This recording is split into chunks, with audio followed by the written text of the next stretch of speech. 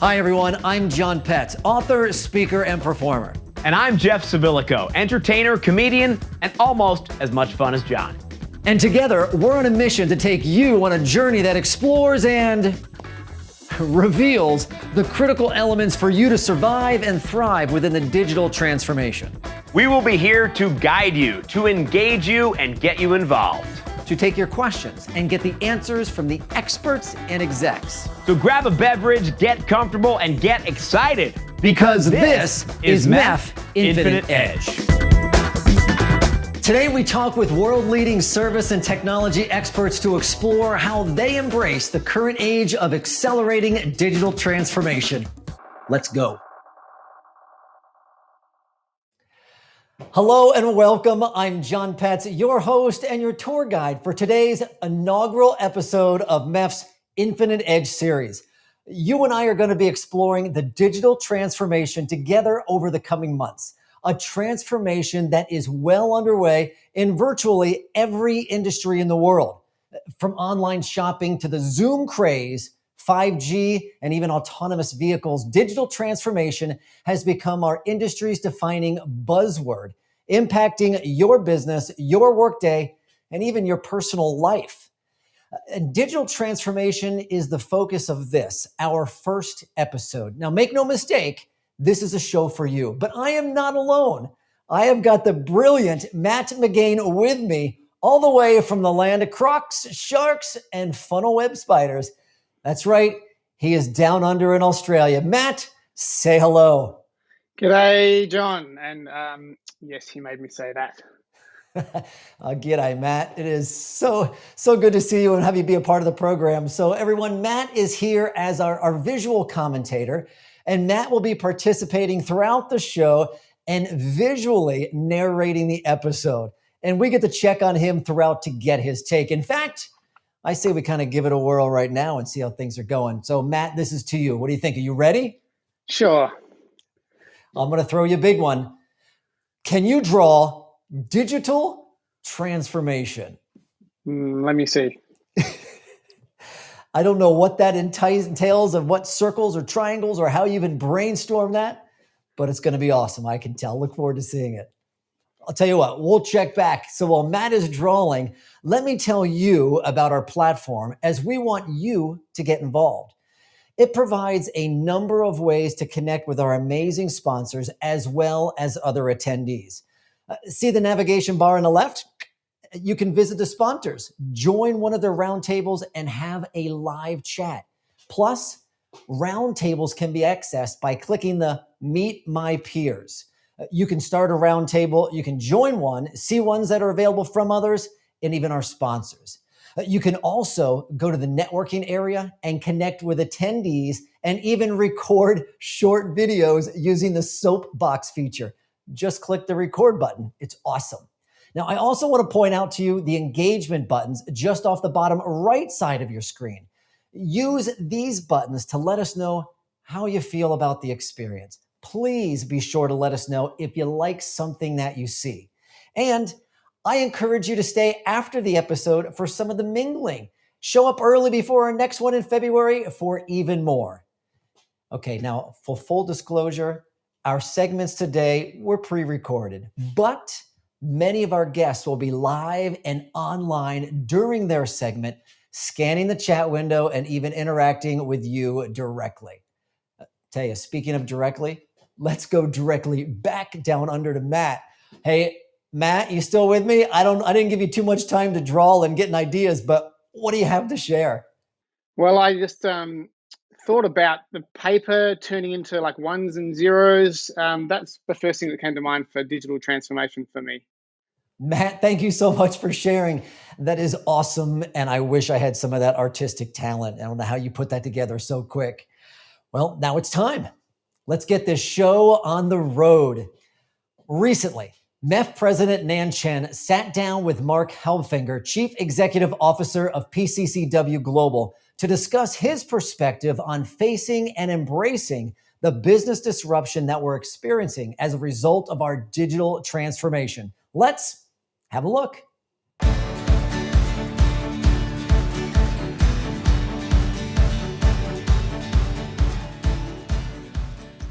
Hey, Mark, welcome to Infinite Edge. Thanks very much. Good seeing It's you. good to see you. Last time we were in your kitchen, we enjoyed a good glass of wine, I recall. That's right. We should soon do that again. I hope so. I hope so. All right. Let me dive into some of the questions we wanted to ask you. What the factors determine winners in the increasingly virtualized economy? Well, I think anytime there's economic shift, any book on economics, and I have one or two behind me, will tell you that there's always going to be winners and losers.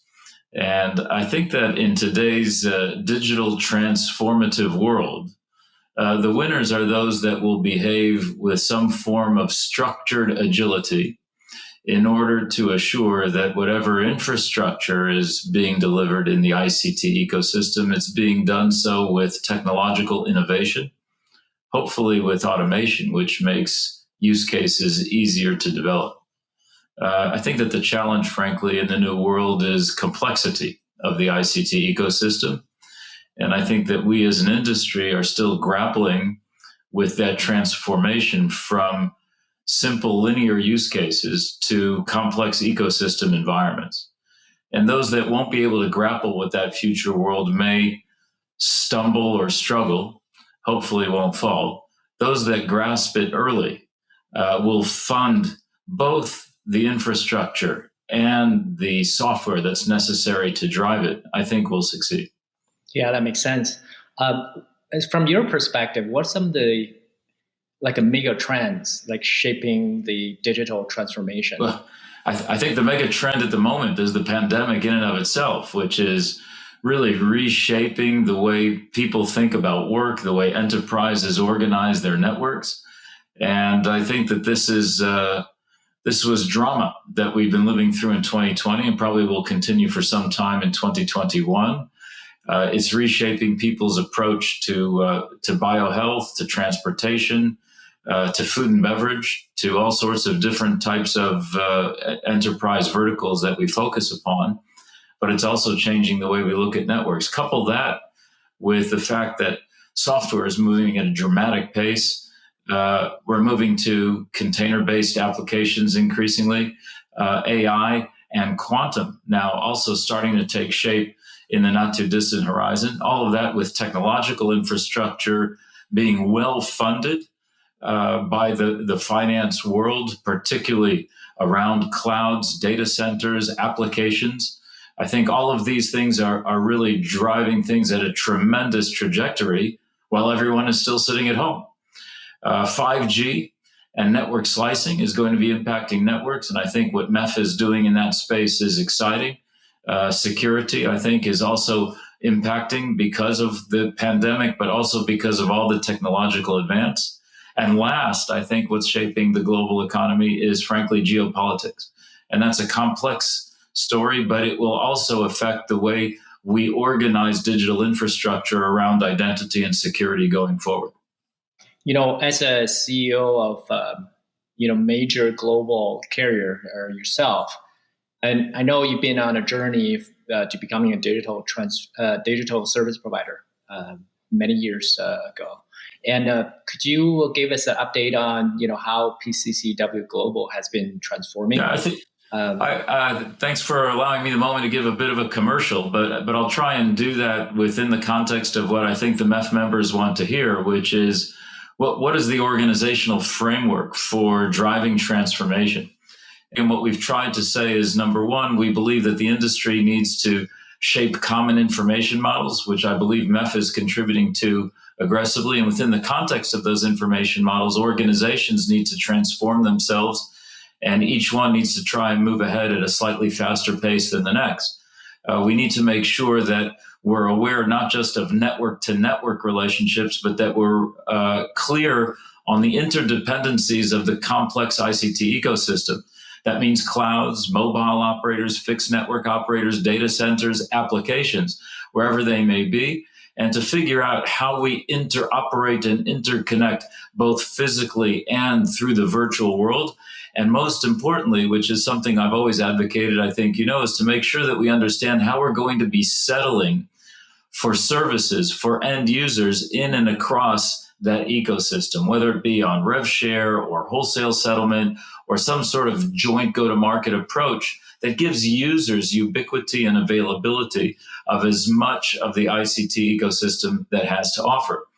And in our environment, we've taken the view that we are focused on physical infrastructure, but we believe it's critical to fuel that with technology, to fuel that with code. And we've needed to orchestrate not just the network, but orchestrate the way we work so that there's a common language in our organization between the physical domain and the software-based virtual domain. Paul Gamp, our Chief Technology Officer, who joined us when we acquired Console Connect 3 years ago, has helped lead our entire company to a transformation through a methodology known as SAFe, Scaled Agile Framework. And the entire organization has been trained up in that over the last 3 years. We've really migrated everything that we do around agile release trains at the back end, and it's allowed us to launch exciting, innovative services. It's allowed us to organize our network smartly, and it's allowed us to really deliver value to end users, and we believe also value ultimately into the interconnected complex ecosystem. That's great. I think obviously you guys share our vision of global networking federation, and you're among the first group of providers implementing LSO Sonata APIs for inter-carrier service automations. So in terms of what you guys had done in that particular area, do you feel that this would ultimately benefit to customers when you have end-to-end connectivity, between, say, PCCW Global and around the carriers in MEF? Well, we from day one, we've contributed to MEF. We believe in MEF. I think Frederick Chui, the Chief Commercial Officer of PCCW Global, is on the board of MEF, and he really gives a lot of his gusto, and many of our team are involved in making sure that we're there. And I studiously read some of the documents that come through, the 322 pages of MEF-61 on internet access and MEF-55, which I think was a critical one, which we went to in terms of facilitating the LSO and Sonata and so on. I think that we've also offered up a lot of comments on where we believe the distributed ledger environment and the commercial attributes work group needs to go.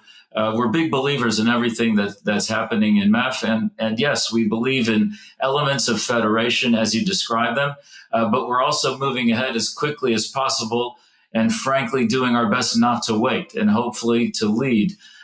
We've studied, for instance, MEF-61 or 61.1, I forget what the exact number is on the IP side, and we have this week, this coming Tuesday, we'll be launching Internet on Demand. And that means a layer 3 internet service, complete AS, available on an on-demand basis to users. We think this is going to be critically important for enterprises, for other service providers. We believe that it is clearly within the roadmap that MEF has architected with regard to federation. As you know, we've championed that for many years, and we believe that there may be some arguments down the way, but we're all in. Mark, I have to, my heads off to you, right? I don't know if a lot of the CEOs of any corporation can recite MEF specifications. I didn't say I could recite it. I just say I read it. I don't know if I could recite it. That's another story altogether. Well, the title is pretty impressive. But listen, it's on us, right? It's on us from the leadership down. If we're not willing to roll up our sleeves and figure out the complexity and how we pave a way for our teams internally in our organizations and yet also interoperate, if we're not going to study the information, how are we going to be able to architect a leadership role in order to move people, organizations, in order to contribute and build a better ICT ecosystem? That I think is quite necessary to do. And if there's leadership individuals who are listening to this who haven't taken a look at the work that MEF has done, I think it's important that everyone takes time out once every couple of months, at least before the MEF quarterly review boards, to say, okay, where do we stand with MEF? Guys, what have you been doing? Does this align with our strategy? Are our products going where MEF is saying that we should be going? If leadership teams in all of the companies can do that, I think we would align and perhaps move even faster as an industry. Thank you. Thanks for saying that. That's well said. You guys always been a leader in many aspects of ICT. Specifically related to MEF, it's about certification. You're actually in APAC region. You're the first both SD-WAN and carrier test certified service providers, and also among one of the first SD-WAN services certification in the world. And how important is it for companies, from your perspective, to align to industry standards, and how do you see customer benefiting from certified services and technologies? Well, we're big believers in the certification process, first of all, because we want to assure that our own colleagues are trained and staying up to date. And certification is sort of a manner of self-discipline to assure constant and rigorous education.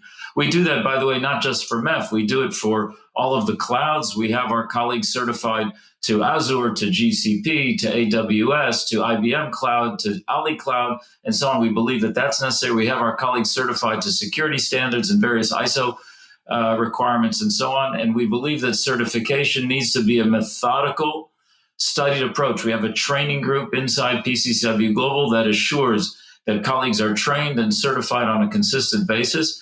And we think that everything that MEF is doing in that space is critical. Having a network that's certified according to the standards which the industry agrees to gives confidence ultimately to the users of those networks. And I think that what you're doing in that regard, what MEF is doing in that regard, is frankly a service not just to the industry, but to the users of the services in the industry. And that I think is quite important. And we salute you, and we will continue down that road. And by the way, I just want to say, we're not just an APAC region, our certification is global. Yeah, totally. Absolutely.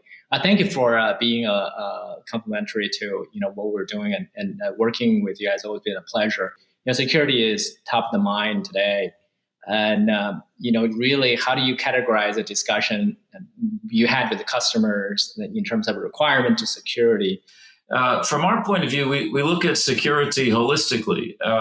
Quite frankly, in today's world where there are state actors and a large effort, even a criminal effort and fraudulent efforts for various reasons, and just error sometimes in network design and network management, security is quite critical, and there are many roads and approaches to it.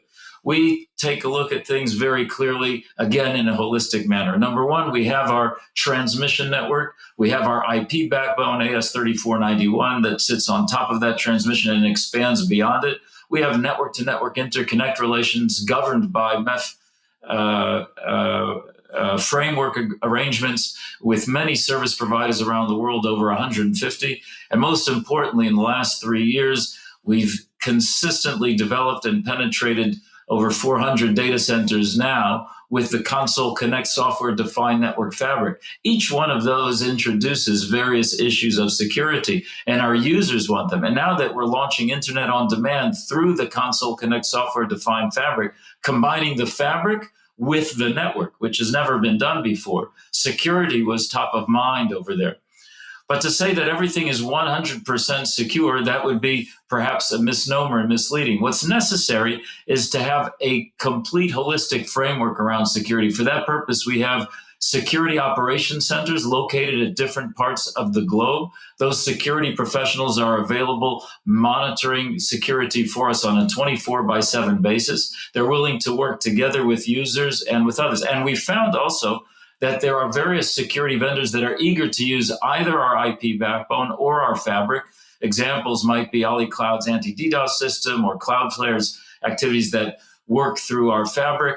I think that those are examples, but we are looking at every element of security that we can to work with as many security vendors as possible to create an envelope of feeling of secure relationships in managing security for our end users. I think that's the most important thing at this stage.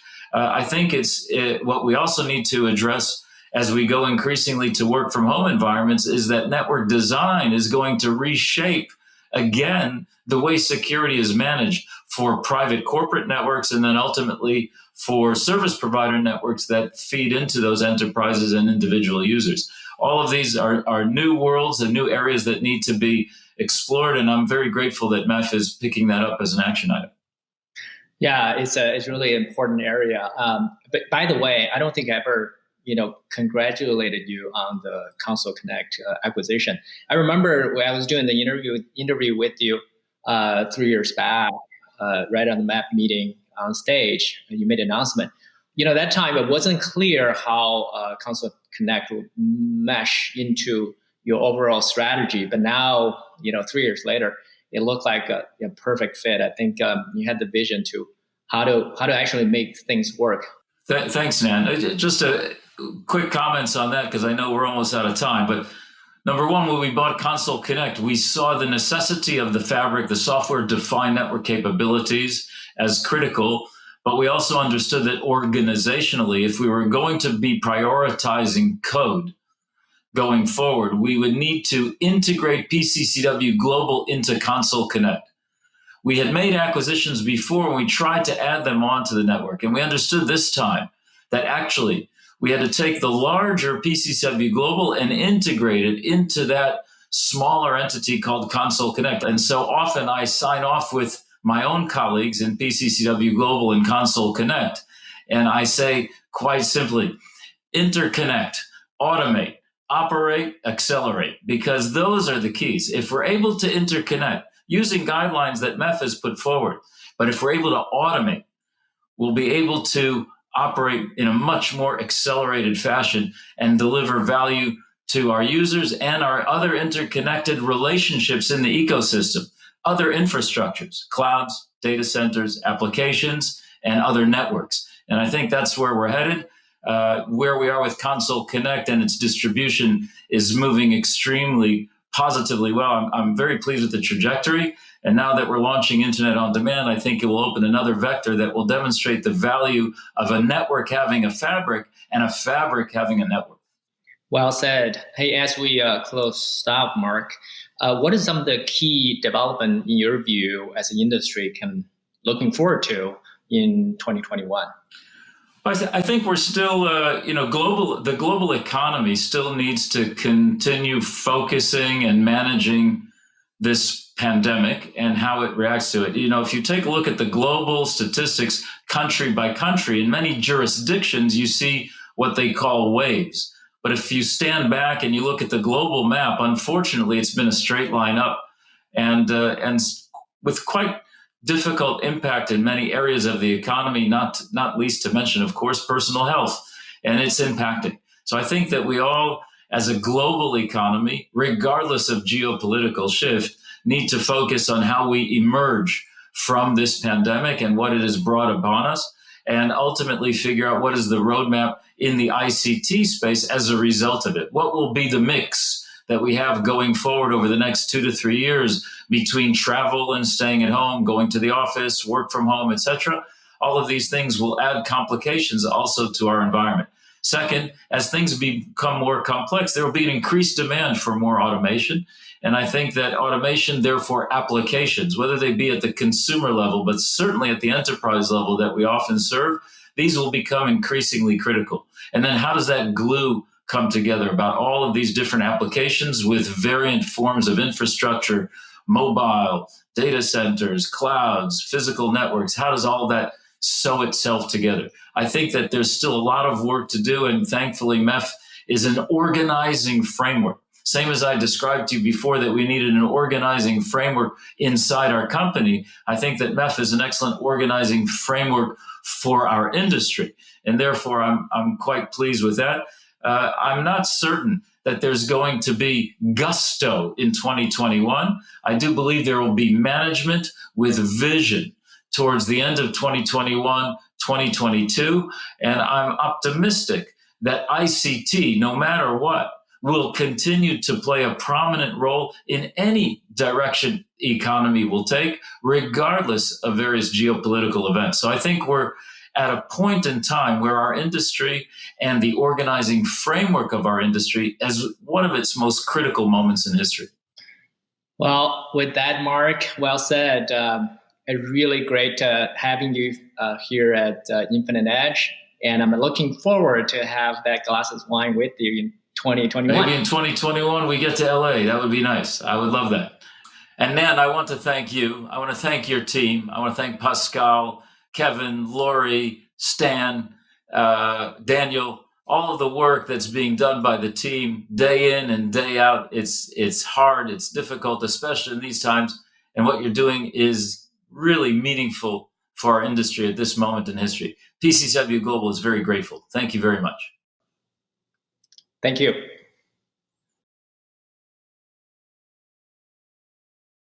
Now that is a heck of a start. But our show today is jam-packed with content, including not just one, but two conversations with top executives.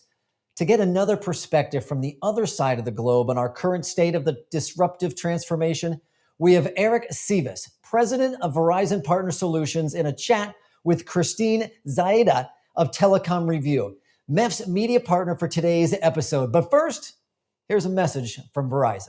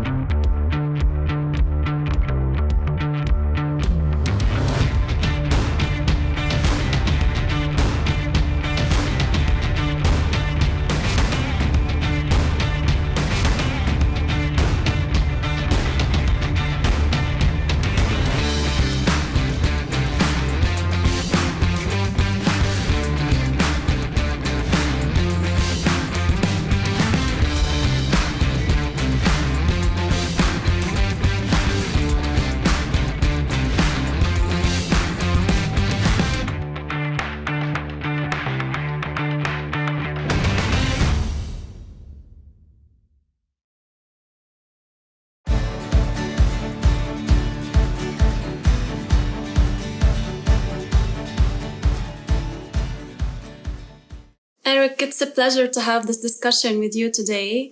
So let's kick off this conversation about digital transformation. So as the president of Verizon Partner Solutions, you've been engaging with customers throughout this difficult period to accelerate digital transformation. What are some of the top challenges that your customers have faced, and how did you help in meeting those challenges? Thanks, Christine. Glad to be able to join MEF in this series. As I talked to a bunch of our customers, we actually just had a customer advisory board meeting. Clearly, there are a number of challenges they face. One clearly coming from the pandemic itself. So clearly being able to support remote working, a lot more working from home. Even Verizon, we had our union employees, 90% of them working from home within 4 days. So continue to make business take effect even as they work from home.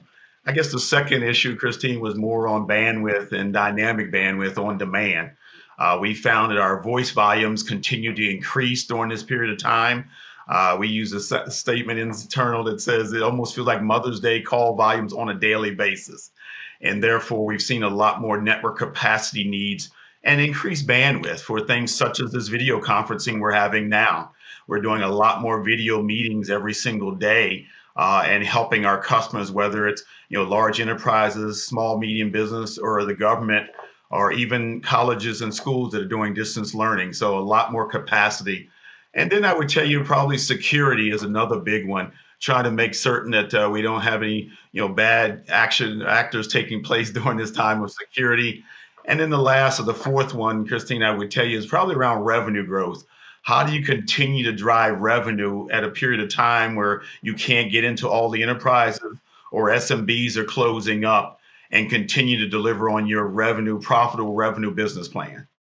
So, in addition to all of those challenges, I know that you help your customers overcome digital transformation challenges throughout your digital transformation program. So, what are the pillars of the program and what goals do you aim to achieve? No, excellent question, Christine. As I look at digital transformation, clearly we know that this is a journey. We started this journey at Verizon back in like 2017. We kind of went forward with a beta in 2018, and by 19, we really launched what we call Verizon Partner Solution Exchange. And really, this was about ease of business, Christine. This was more about how do you simplify ordering, modernize the processes, give more control to our customers. So things like quotes that they need for pricing of services, where does their order stand in the process flow? What does provisioning look like? What are repairs if there's a repair issue? And so we've used a lot more of kind of our intelligence working with our IT team to put a lot more control out with our customers. And leveraging things like machine learning and artificial intelligence, this has allowed us with our data sciences to really figure out how we can take more activity away from the customers so that they can simplify things, such as days they used to have to fill in 200 fields to order services. We have that down to like 18 fields today to order services. And so we believe that this digital transformation journey is all about customer experience transformation and ease of doing business with our customers going forward.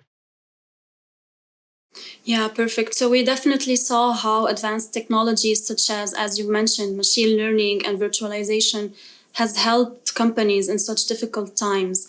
And I'm sure you have been able to leverage them in your to achieve business continuity throughout those difficult times. So, Eric, can you tell us more about how your customers have taken advantage of your solutions to drive a successful transformation with an improved customer experience and greater agility? Yes, absolutely, Christine. We're really pleased about what I'll call the customer experience journey. Once again, we found the adoption to be tremendous since we started this journey in 2018, from a beta to the full in 2019, where we saw more and more usage. And in 2020, it really expanded where our Ethernet services and Wave services, we've seen more and more IP services that our customers are ordering through the API and using that portal, and a lot easier customer experience journey to deliver services and track their progress relative to where that order is and where we are in provisioning and repairing any of those type services. Now, since we're talking in the context of one of the first episode of MEF Infinite Edge series, you have been a great supporter of MEF. In your opinion, how important are such organizations to the industry, and how do they help you achieve business goals? And can you tell us maybe some of the most important initiatives that you consider are of a great importance? No, we think the partnership is so critical. We've found more and more, even the work I do on the Global Leaders Forum, where we have like 32 other carriers across the globe all coming together and understanding best practices and how do we make certain that interoperability is at the center of what we do and allows us to scale as soon as possible. And so the MEF work has been tremendous, so much so that our own Verizon Chief Product Officer, Amir Hussein, we actually have him as a member on the MEF board. And beyond that, we've got team members like Mehmet Toy, who won the 2020 MEF Distinguished Fellow Award in 2020. So that shows our commitment by having lead folks like that in our company involved.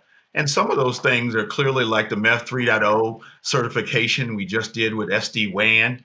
We understood the importance of that and therefore continue to partner with our customers, knowing more and more that giving our customers a choice as they're using layer 3 or layer 2 transport options to support kind of their SD-WAN deployments, LSO APIs, continuing that journey for inter-provider kind of service automation going forward. We know how important that's going to be. We've been on that bandwagon early. And then SASE, as we look at kind of secure access and that end-to-end control, along with zero trust security, we feel packaging that really cares for the security concerns that we've found happening in the industry at this point, to the point where basically, secure access, no matter where our users or applications or devices are located. And we realize with SASE, that's going to be a big improvement and good partnership with MEF. I can think about things like Indian network slicing in 5G. Good partnership there as we look at the bandwidth with 5G, and we continue to look at the slicing of that bandwidth and really looking at the resource efficiencies we'll get by leveraging Indian network slicing in 5G. And then continuing to look at just overall certification programs coming from MEF. Once again, we know that this will improve standardization. This will improve kind of the efficiency of us rolling this out on a global basis and making certain that we scale and get the benefits of things like autonomous cars and vehicles, leveraging robotic surgery, these type of applications, continuously to drive latency out of the network, put more and more of that intelligence at the edge, at the cloud, and therefore being able to be more responsive by the bandwidth we know we get exponentially with 5G and MEC as a service. Now, to wrap this discussion up, telecommunication industry has been able to save the world, let's say, during these difficult times. So, what is your message to telcos? Should they focus on now in 2021 to be able to continue this effort, this great effort that has been deployed throughout this year, to be able to reap the fruit of all of the efforts they have been able to make in 2020? Excellent point. As we know, a lot of investment went in for 2020. As we look here in 2021, we must continue to do things like we are partnering with MEF on, LSO APIs, continue to make sure the development of those APIs are getting done, because we know that that'll improve our agility. It'll continue to help drive security and performance in the network. And back to, once again, easing the customer experience.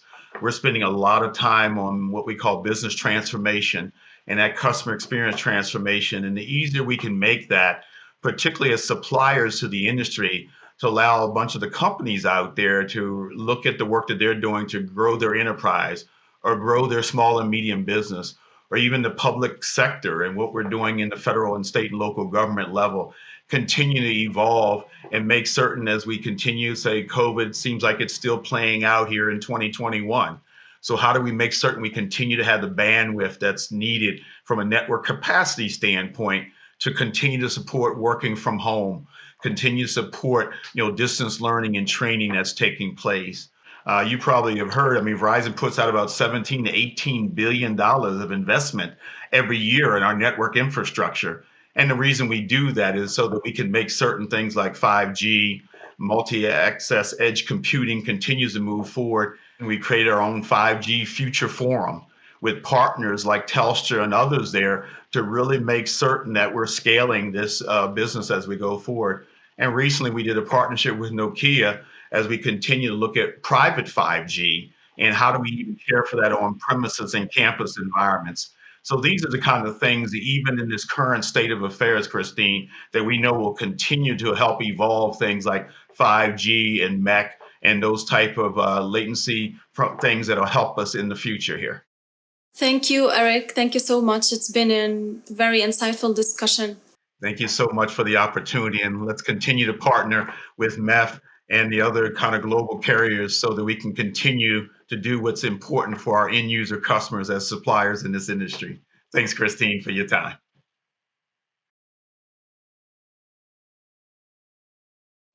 Welcome back. I trust you enjoyed our conversation with Eric and Christine and even learned some amazing things that Verizon is doing as a digital transformation leader. Now, I don't know about you, but I'm really curious to see what our sketch guru, Matt, got out of that executive conversation. Hey, Matt, you still out there, man? Are you around? Yes, sir. Hey, I don't know how you come up with this, but will you show us what you have so far? Okay, so the first thing that jumped out at me listening to this conversation was Eric's comment that since everyone started working from home, every day was like Mother's Day on the network in terms of both the voice and the data traffic. So that seemed worthy of capturing in a speech bubble. In terms of challenges, I heard him say that the challenge of working from home, included students, office workers, and telehealth connections. So having a secure, high-capacity network was the biggest challenge to accommodate all of that. There was a bit of a discussion about data science. Eric used the phrase "data is king" or "data is queen," and mentioned all of the different technologies that come together that are really hard to get some good visibility on. But when you get that visibility, you can make smarter decisions and ultimately result in improved customer experience. In terms of the focus moving forward, he said that having robust video conferencing was front of mind for customers, as well as the increased capacity. And it was clear that from all of this, the pandemic actually has helped the digital transformation in many organizations. And then lastly, Christine asked Eric a bit about the digital transformation program at Verizon. And it was interesting to hear him talk about things like having simpler language and having less forms for customers to fill out and making it easier to transact and interact with the company, which, that's not technology related, but it still makes a huge difference to the user experience. So I thought that was really fascinating, actually. And I just kind of finished off by threading through this phrase that Eric mentioned about how Verizon's vision is to connect people, places, and things across the globe, anywhere on any device, which feels pretty aligned to the goals that MEF aims for. So it's not surprising that Verizon have a big role to play in partnering with MEF. Matt, that looks incredible. You're on top of everything. Share with me, how do you come up with the ideas? What do you really listen for to get that? Thanks, John. Well, there's kind of three things going on at the same time. I'm currently listening and synthesizing and capturing. And I guess I have a bit of a buffer in my head, and it's like a muscle that over the years, practice doing this work, you get better and better. And obviously you've been doing this a long time. When did you get started? I definitely drew lots of comics as a kid. But if I look back at my university notes from lectures, and funnily enough, I studied telecommunications at university, they kind of look more like works of art than revision notes, but that's probably where it started. So we have that completely in common. I studied telecom at university, and look at us now. We've both kind of gone different paths as artists, and now, of course, telecom pulled us back, didn't it? Amazing. It's amazing. So look, we'll catch up with you in a little bit. We're going to keep the show going, but thank you so much for sharing your talents with us.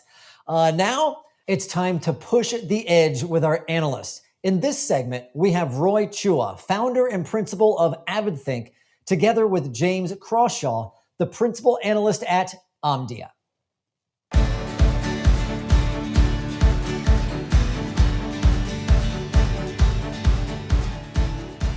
Roy, good to see you again. Hey, James. Likewise, always a pleasure. I'm glad to have you with me on this one as we chat about a couple of items, I think, in terms of the MEF Infinite Edge series. I think one of the questions that was posed to us was about megatrends, wasn't it? Many of these are not brand new. They've been around for a while. It's rare that something brand new appears completely out of nowhere. It's usually an evolution. And I guess one of the hottest ones that, but we were both on a call today with a public cloud provider talking about their partnership with a telecom operator.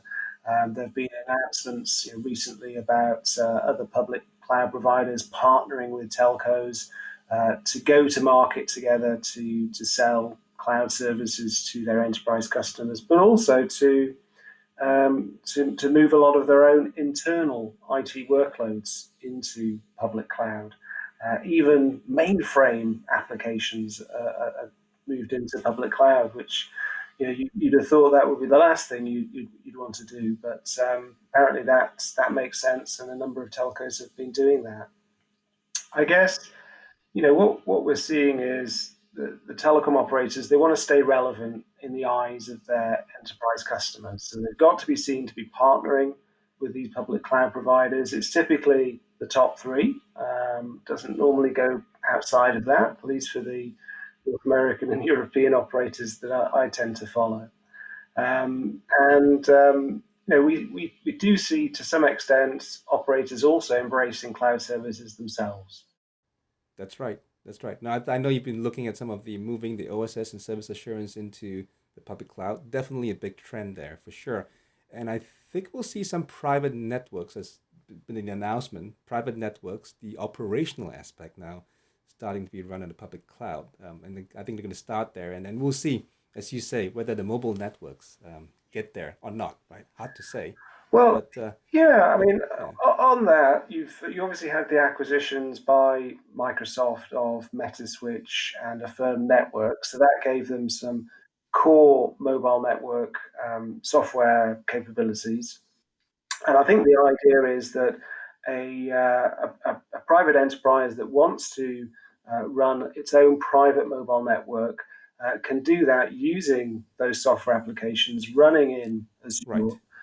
Um, Run in the cloud. yeah, Yep. exactly. And there still Yep. might be a managed service that's provided by a mobile operator, but those applications don't need to be hosted in the operator's own data centers. They can be hosted in public cloud, and the operator Mm-hmm. simply wraps a managed service around there. So that's a sort of Yep. partnership agreement. And I don't see it necessarily Yep. as a competitive threat to the telcos, and nor do I see them just yet moving their own core networks into public clouds. Maybe No, I in the think long that's going to take a while. yeah. Yeah, I think it's going to be proven first, and private networks are probably a safe place to do it. And speaking of mobile networks, I think one of the other elements, the mega trends, if you will, is mobility. The consumers and enterprises are a lot more dependent on mobile networks and technologies.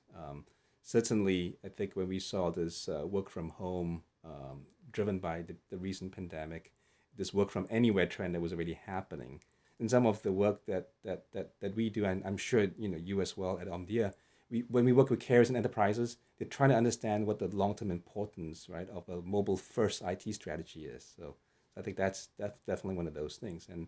And when they look at that, one of the things that have come up recently actually is I think one of these items that you have here on your list, which is cybersecurity, right? Right. So that's, I think, one of the mega trends, right? Yeah. So Yeah. what do you think? Yeah. Well, and it sort of segues nicely into what you were talking about there, the work from home experiment, really, that has been forced upon the world this year. And many of those workers having to connect over mobile connections if they haven't had a good enough broadband service. But this work from home has also brought a huge increase in cyber threats for enterprises. Their workers, spread around the country, no longer inside their safe, secure network. It's a new attack vector. And on top of that, we've seen a massive increase in DDoS attacks this year. That's not so much of a problem, I guess, if it's an online gambling website that's been taken down. But if it's a hospital or a school, these our dependence upon connectivity has been demonstrated this year. And so being prepared for cyber threats, whether it's DDoS, whether it's ransomware attacks, that really is an absolute priority for enterprises. And I think it's something that the service provider community can help with too, because cybersecurity is obviously a very complex field. Telcos have got that scale to be able to help enterprises work their way through. Yep, absolutely. And speaking of, the telcos helping with cybersecurity, one of the ways that I'm seeing them be able to help is because they own the last mile, they own the edge, as it were, right? So, and that edge itself gives them the ability to put services there, such as, cyber protection, right, cybersecurity at the edge for wireless and wired networks, and that brings us to one of these other mega trends, which is distributed computing. Sometimes people call it edge, but that's, it's really distributed computing in the clouds, the public clouds you're talking about, computing certainly on premises, but now coordinated through the public clouds, right? And then sort of the in-between spot that, where the telcos have some assets in terms of edge computing. And this computing sort of everywhere is changing sort of how businesses are thinking about, how do I acquire data? How do I process data? How do I transmit data, right? Where do I store it, right? And what's the best place to do that? Right? Taking into account costs, data jurisdiction, cybersecurity, right? Compliance, and all these elements. So I think that's definitely one of those things that I'm seeing. And speaking of sort of edge and processing, I'm also seeing another trend is just virtualization and digital data capture that enables it, right? Low power computing, sort of bringing computing and data capture everywhere, software control of all the different process elements. So with the edge, we're seeing this industry 4.0, right? Industrial IoT, where you're digitizing historically sort of manual processes, not a lot of automation, not a lot of analytics, and that definitely, that processing of the data is definitely one of those mega trends, right? How do you digitize your workflows, your processes, your business, and how do you use computing to provide you with the insights, right? AI, machine learning for optimization, right? For learning, right? How do you do it with automated facilities given the large number of business elements or network elements or IT elements that you have to manage going forward? Speaking of success stories, and how do you define, right, success for maybe a service provider, right? How do you define a market leading digital service provider? I know you've worked on this, right? What are your thoughts? Essentially, it's shorthand, it's business speak for modernization, for adapting to change and taking advantage of all of this wonderful modern technology that's out there, whether it's mobile apps, public cloud, or even just a half decent website, which for some service providers is still a challenge, I know. But yeah, we've got a slide that we prepared, and it's sort of some perspectives on how the telco industry has moved from this sort of traditional or legacy approach to a digital approach. And essentially there are different aspects. So strategy, for example, in the past, the telecom operators used to be very network technology focused. Their strategy was about rolling out DSL or rolling out 3G, 4G. To some extent, that's still true. That as an industry, we obsess about the next generation in mobile and the next number of gigs of optical bandwidth. But uh, but generally, there's more of a focus these days, I think, on customer. What the customer wants, what the customer needs, and if the customer's needs are satisfied by 100 gig or by 4G mobile. Uh, then maybe you need to think about other ways to satisfy them. Bundling other services or wrapping things around security, for example. And how do you measure this? Well, I guess certainly in a consumer market, you measure it with Net Promoter Score, and I think you can do that with enterprise customers as well. Um, Marketing.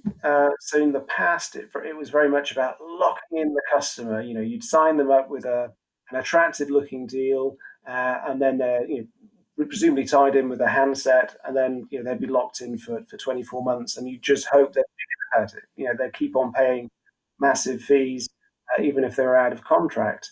Now, the customer is a lot smarter. Regulators have made it easier to switch. So now it's all about having a sort of frictionless customer journey. So Rakuten Mobile in Japan, for example, one of the ways they're differentiating is they have completely digitized the whole customer onboarding process. So apparently in Japan, it still can take 4 or 5 hours of filling out forms and sitting in a service provider's retail outlet to switch over. And Rakuten have looked at this. This is ridiculous. We're going to do it all electronically. It's a couple of clicks, and you're done. And so that Yeah, no, that's a good example. that makes it Yeah, more attractive to it does. work with them, It or at least does. try them out. And then if you It does. find it's not as good as my previous service provider, you switch back. Yeah, Um, absolutely. so Yeah, it's it's it's that. it's yeah. And Rakuten's a good example because I think, looking at sort of the slide there is they embody a lot of the other elements that you talk about, whether it's services, it's people, processes, or quality. A lot of those elements came from the mega trend, right? The public clouds, right? The hyperscalers, And I think Tarek Amin was quite clear. He had learned and visited, the public cloud providers and seen what they had done. And Rakuten, when he joined them, he was allowed to create, and obviously it helped that Rakuten was an e-commerce company to begin with, right? Not a not a legacy telco, as it were. But his processes and his philosophy embodies those elements that you have in there, right? Things like API based, right? DevOps, agile development, MVP, right? I see that, the things that you call out, absolutely, I see them embodying it. And certainly there's still, the jury's still out whether they be successful in the end, right? They still have to sign up a lot of subscribers, but they're certainly doing a lot of things right. But I think there's also one message I think we didn't touch on it the first time we spoke of the mega trends. I think all this compute, all this AI, all this distributed computing and digitizing everything does have a cost. I think I think there's something that I know that you talk about, which is sustainability, right? And that's I think maybe we want to wrap up with the audience here, which is, this is all great, this is all wonderful, but we need to be mindful, I think, of one big item, a mega trend, which we've caused and will impact us whether we like it or not, right? Yeah. Sustainability. So what's your thoughts, James, around sustainability? Well, yeah, obviously it's front of mind for all organisations. Whether they're simply paying lip service to it, or they're doing it because they're wanting to attract investors. Green finance is a big issue now. But whatever the motivations, it is a real issue. And the telco industry is not the problem. The telco industry, in many respects, is part of the solution. By enabling people to work from home, telecommuting, you reduce a lot of unnecessary gasoline burning. There is energy that's used in telecom networks, mobile networks in particular, but there's a lot of intelligence that goes into making those networks efficient, putting cells to sleep, for example, when they're not being used. So I think the telecom industry is doing a lot of good things in this area. You hear from the big operators about their initiatives. It's clearly important to them, and they are already on a path to carbon neutrality. The next step is for them to force the supply chain. The supply chain is not necessarily there yet, and I'm thinking here in particular of things like smartphones. Should we really be replacing our smartphones every 2 years just because battery is dying? Yep. No, definitely agree there. And sustainability is a big issue. And I think, as you pointed, the telcos are doing well. As we build up 5G networks to consume more power on those cell towers, I mean, it is more spectrum efficient than 4G, but we are demanding so much more bandwidth. And I think it's incumbent upon all of us, right, to absolutely. But don't forget sure, keep an eye on it. Yeah, that bandwidth's being used for a reason. It's being used to optimize truck routes, for example, so that less energy is being consumed. Yeah. So we are becoming more efficient by using technology. Yeah, no, agreed, James. Well, always a pleasure to speak with you. Roy? Always learn a lot, and thank you to the MEF for the opportunity. Yeah, thank you so much. To chat with James. Yeah. Thank you, Roy. Thank you, MEF.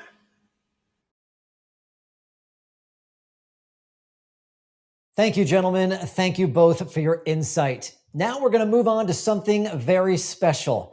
MEF will be showing digital transformation in action with MEF 3.0 proof of concept live showcases. Have a look.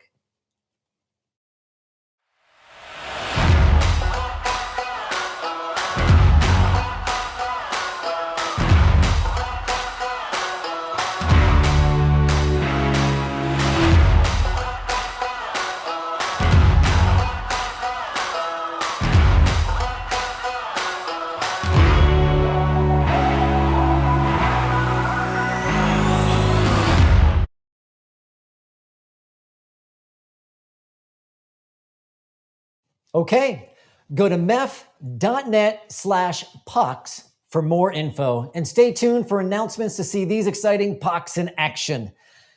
Well, we've almost got this topic of digital transformation surrounded. We have market insights from analysts and views from industry execs from around the globe.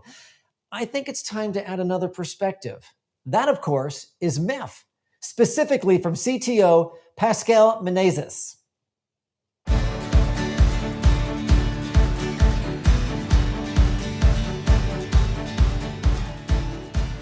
Hello, everyone.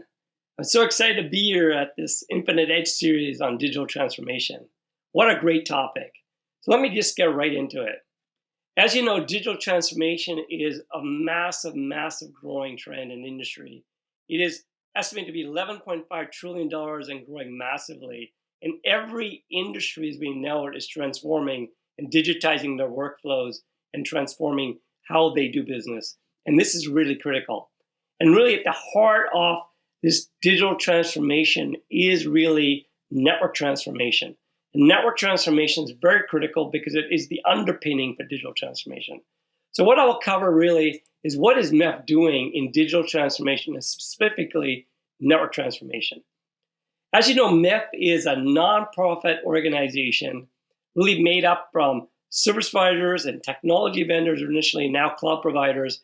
And really what we've been doing is at the heart is delivering standardization, a service standardization, and now adding in automation APIs, interoperable automation APIs, and certification. And these three areas are critical, as you'll see coming up here, on the underpinning for digital transformation. And it really empowers an enterprise on the digital transformational journey. So let's get into the details exactly on why this is so important. As you know, COVID has come in and has created a tremendous change in our environments. But I'd like to say that even before COVID came in, we were experiencing this idea of a user-centric network. Now, what do I mean by user-centric network? A user-centric network is a network that's highly temporal, highly mobile and fluid, that has seemingly infinite edges. And there, the idea is a user should be able to work from anywhere, where they're home, their corporate offices, or mobile, or the hotels, and they should be able to access their data and their applications and information wherever that might reside. And as you know, more and more information is moving to the cloud, IT is moving to the cloud, and that's a hybrid multi-cloud scenario, and including being distributed now, the cloud being distributed. And they should be able to access that from wherever they are. And this is very, very critical. So one of the key goals is on a user-centric network is to enable a frictionless experience from wherever they are to wherever they want to go. There should be this idea of a frictionless experience. And what do I mean by frictionless experience? Really what I'm talking about is the idea is that a user should be able to use their applications from wherever they are and not have to think about the performance of how the user application should just be working flawlessly. Additionally, they shouldn't have to think about security and malware and whether they're going to get attacked and whether for home or a coffee shop or on Wi-Fi. They should not have to think about it. Users don't have that sophistication of IT or ICT, and they shouldn't have to think about it. And really, if you think about it, at the heart of this whole paradigm of a frictionless experience is the idea of an ecosystem. And this ecosystem consists of three major islands. You have the cloud providers, where the IT systems are more and more living on, whether it be private clouds or public clouds and so on. And they are enabling a frictionless experience. You have the service providers that are also going through their transformational journey of network transformation and enabling a frictionless experience. And then you have the enterprise doing the exact same thing, enabling a frictionless experience for their user base. And all of this is done through automation and automation APIs, through various virtualization technologies and software-defined networks. And together, all of this is glued together, and these islands have to come together to work flawlessly. And really what we see this in the frictionless goal is really end-to-end automation. End-to-end automation is very, very critical because it enables the idea of these three islands to come together, to work together. And we see machines in these three different islands working together. And we at MEF are working not only on the service definitions, which I'll go into details, but on these inter-provider or these east-west APIs, and to deliver interoperable and deliver an automation experience to enable this frictionless end goal. So let me get into the details really about why standardization is important. Because I know people always kind of think about, well, do we really need standards? We all want to do open source, and open source has its value for sure. And it's just like open source delivers to the rich ecosystem of vendors and technology providers and so on, the ability to then innovate and have a common base to innovate upon. What we're doing at MEF and standardization is a very similar kind of objective. We're delivering three fundamental values. We're delivering the idea of standardization to remove market confusion, and that drives adoption massively and drives it very fast, and it raises all boats. The tide raises all ships, and everybody wins, and I'll go into the details of that. The second one is, as I talked about, as automation's flowing in, interoperability is critical because machines don't understand, like human beings, nuances in language. They have to be very explicit in our language, and what we're doing in automation, especially APIs, is it providing interoperable APIs, specifically in the east-west directions, but also in north-south direction. I'll go into the details of that. And then finally, certification. Subscribers want to buy services, and they want to be able to understand what they're buying and knowing that services are certified so they don't have to test it themselves to make sure that service works. So let me go in the details of this and round this up with an analogy. The first one is on service standardization. What MEF has done with Carrier Ethernet is really outstanding. When Ethernet was in the LAN in 2001 and had to go in the wire area front, MEF was the sole authority that drove, Ethernet beyond the LAN and the WAN, and has created 80 billion plus market and growing rapidly still. And with that, what MEF has done is define this idea of vocabulary, language, behavior, construct, and attributes that, regardless of how a provider implements it, the subscriber knows and understands what they're buying. And this removes market confusion. And this is very important. And I'll wrap this up with an analogy to show you what I'm talking about. And now MEF is doing that not only for Carrier Ethernet, we're doing that for SD-WAN, we're doing that for SASE, and I'll talk more about all the standardization we're doing. The second part is, as I talked about, interoperability. Machines have to have a very explicit language, and they have to be able to talk to each other, specifically between autonomies, between these three different islands of enterprises, service provider, cloud providers. There has to be very, very good interoperable APIs. And here we're doing a lot of work on Sonata and Cantata, and I'll go into details of that. And what this enables is this idea of this frictionless experience I described, that user-centric network that can be enabled wherever users are, wherever they want to go, regardless of what the friction, whatever the ecosystem looks like in between of all these different providers, cloud providers, enterprises. It's all done through machine automation, and I'll go through the details of that in a second. And then finally, certification, as I talked about, removes market confusion. It also enables the idea when a customer subscriber buys a service, they feel confident that the service is going to work, and they don't have to test everything to make sure it works. And let me now wrap all of this up in a great analogy. If I wanted to buy a TV and there was no standardization, no interoperability, and no certification, it would be a real mess. Let me give you an example. I'd walk in the store, I'd tell the salesman I want a big screen TV, I want to work for all kinds of video formats, all kinds of definition formats. I want to be able to connect to my stereo systems. I want to connect stream cable shows from the internet and use my Wi-Fi. I want to connect to my cable systems.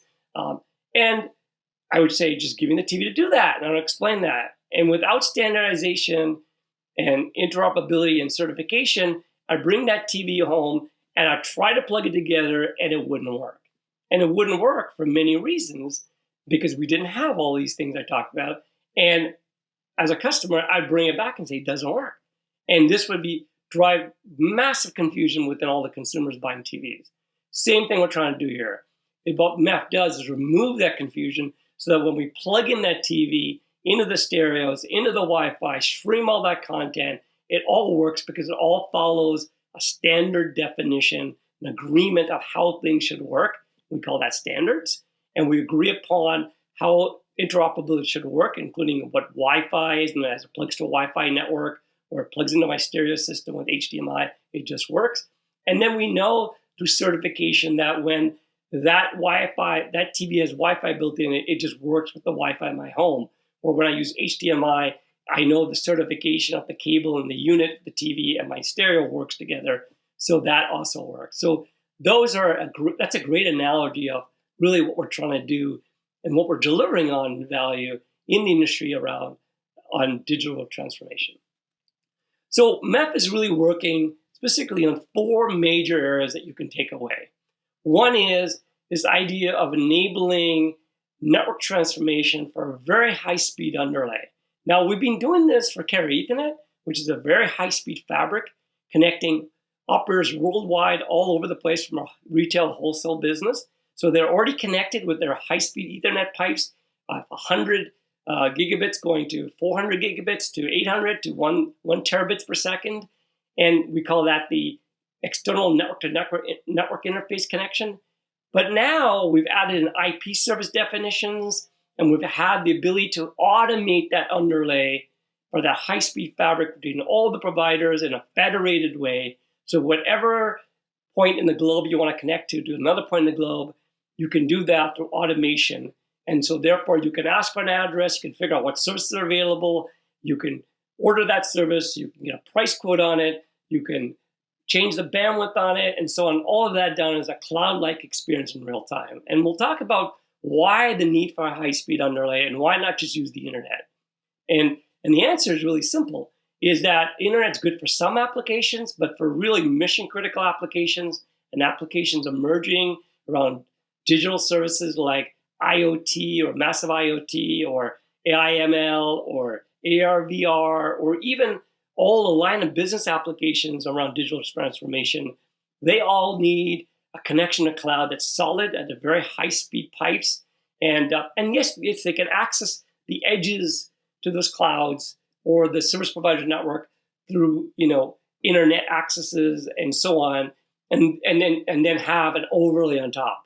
And that's kind of the next part we're talking about, is the ability to add in an overlay on top of this high-speed underlay is SD-WAN.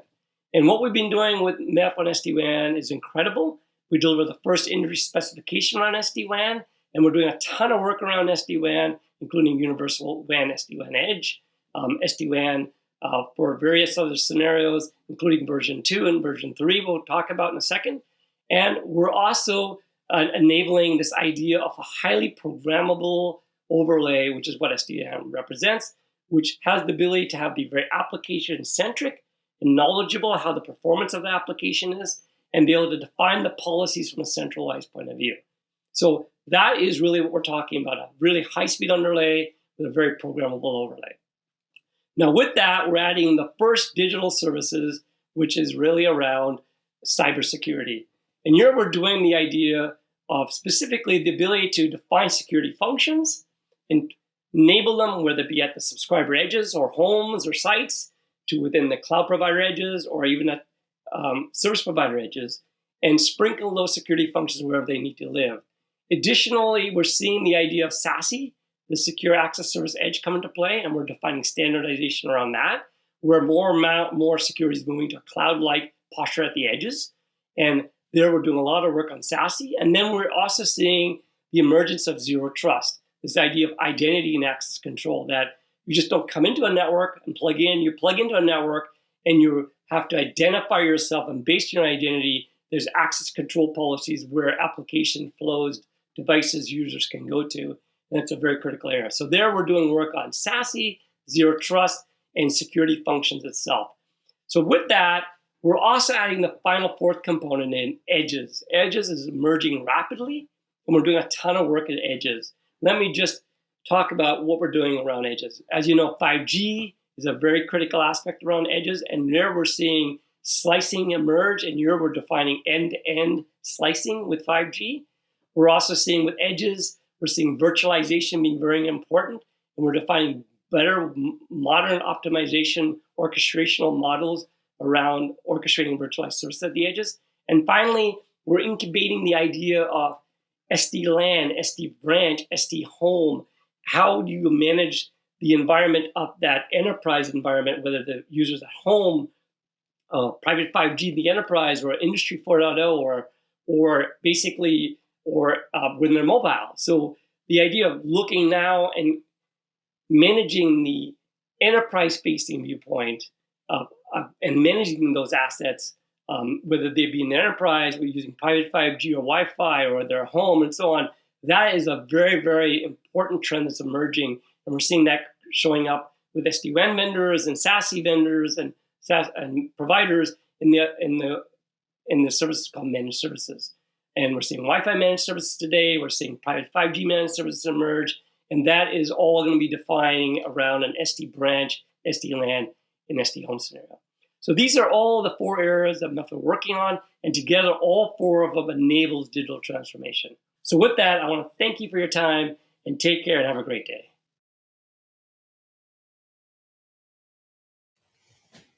Pascal, thank you for your insightful perspectives. I think we're going to have to talk to you into playing some guitar for us at some time in a future episode. I hope that that's okay. But for the moment, tell you what, let's take 2 minutes. Go grab a cup of coffee or whatever else you may be drinking. Take a quick bio break, and I'll see you right back here shortly.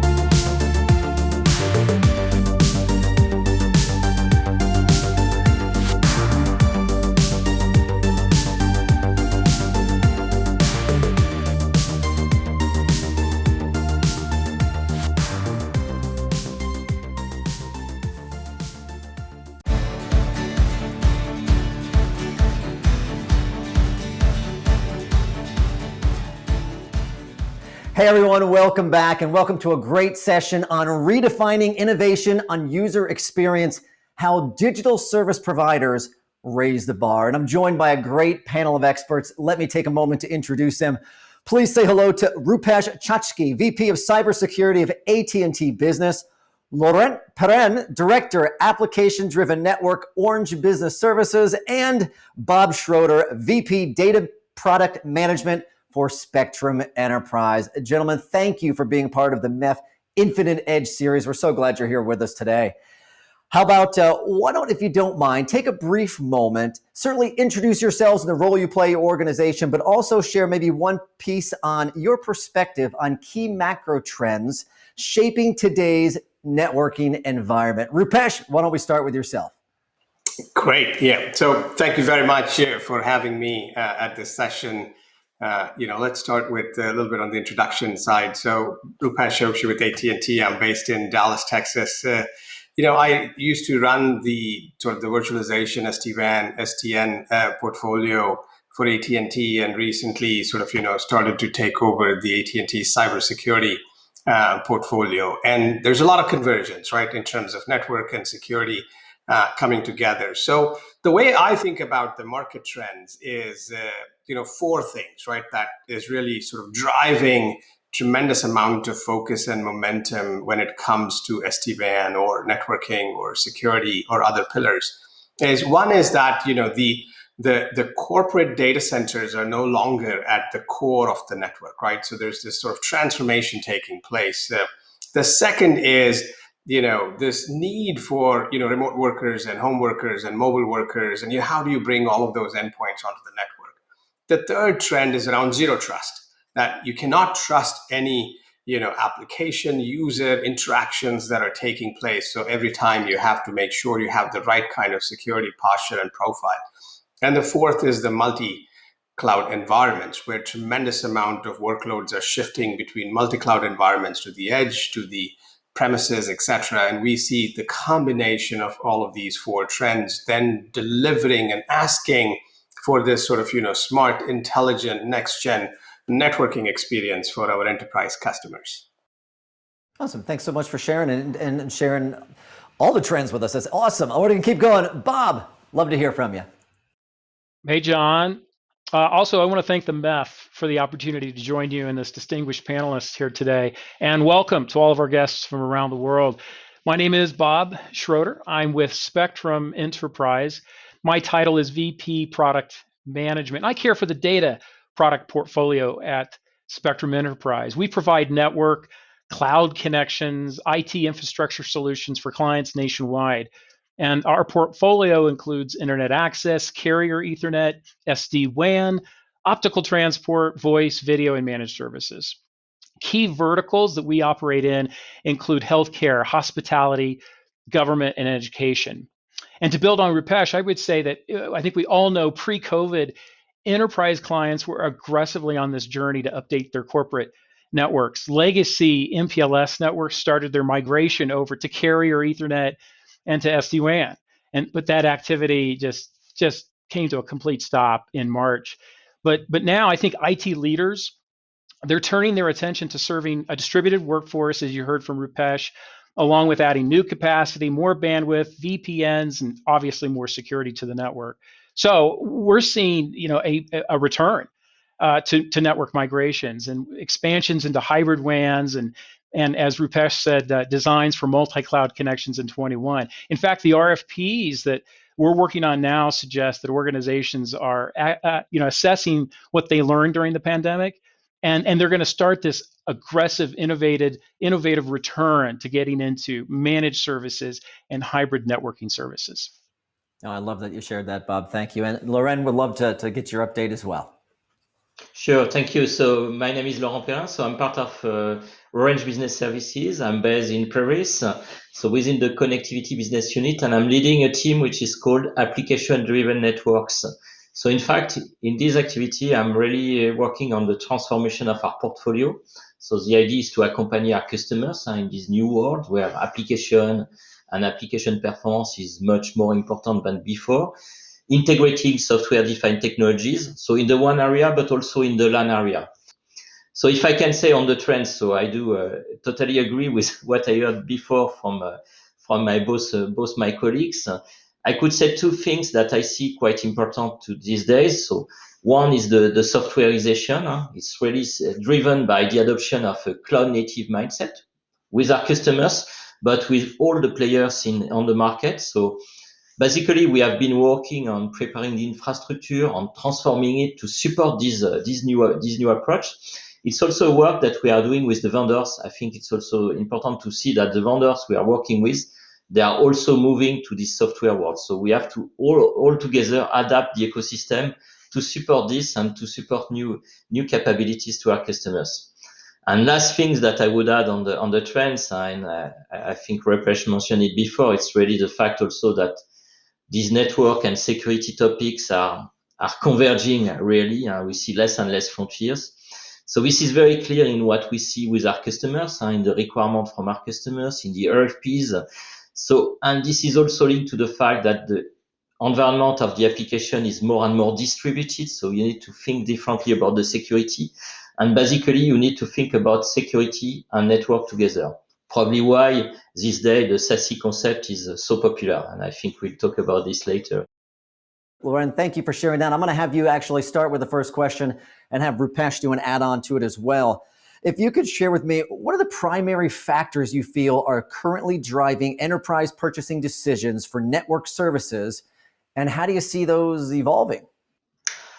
Okay, so I think things are evolving or maybe accelerating with the context we had this year with the crisis. Our customers, clearly, they have short-term priorities on cost containment, so maintaining the cost, managing the cost, and also, moreover, on projects that are likely to deliver the most value and the highest resilience to their business. So business resilience is really key.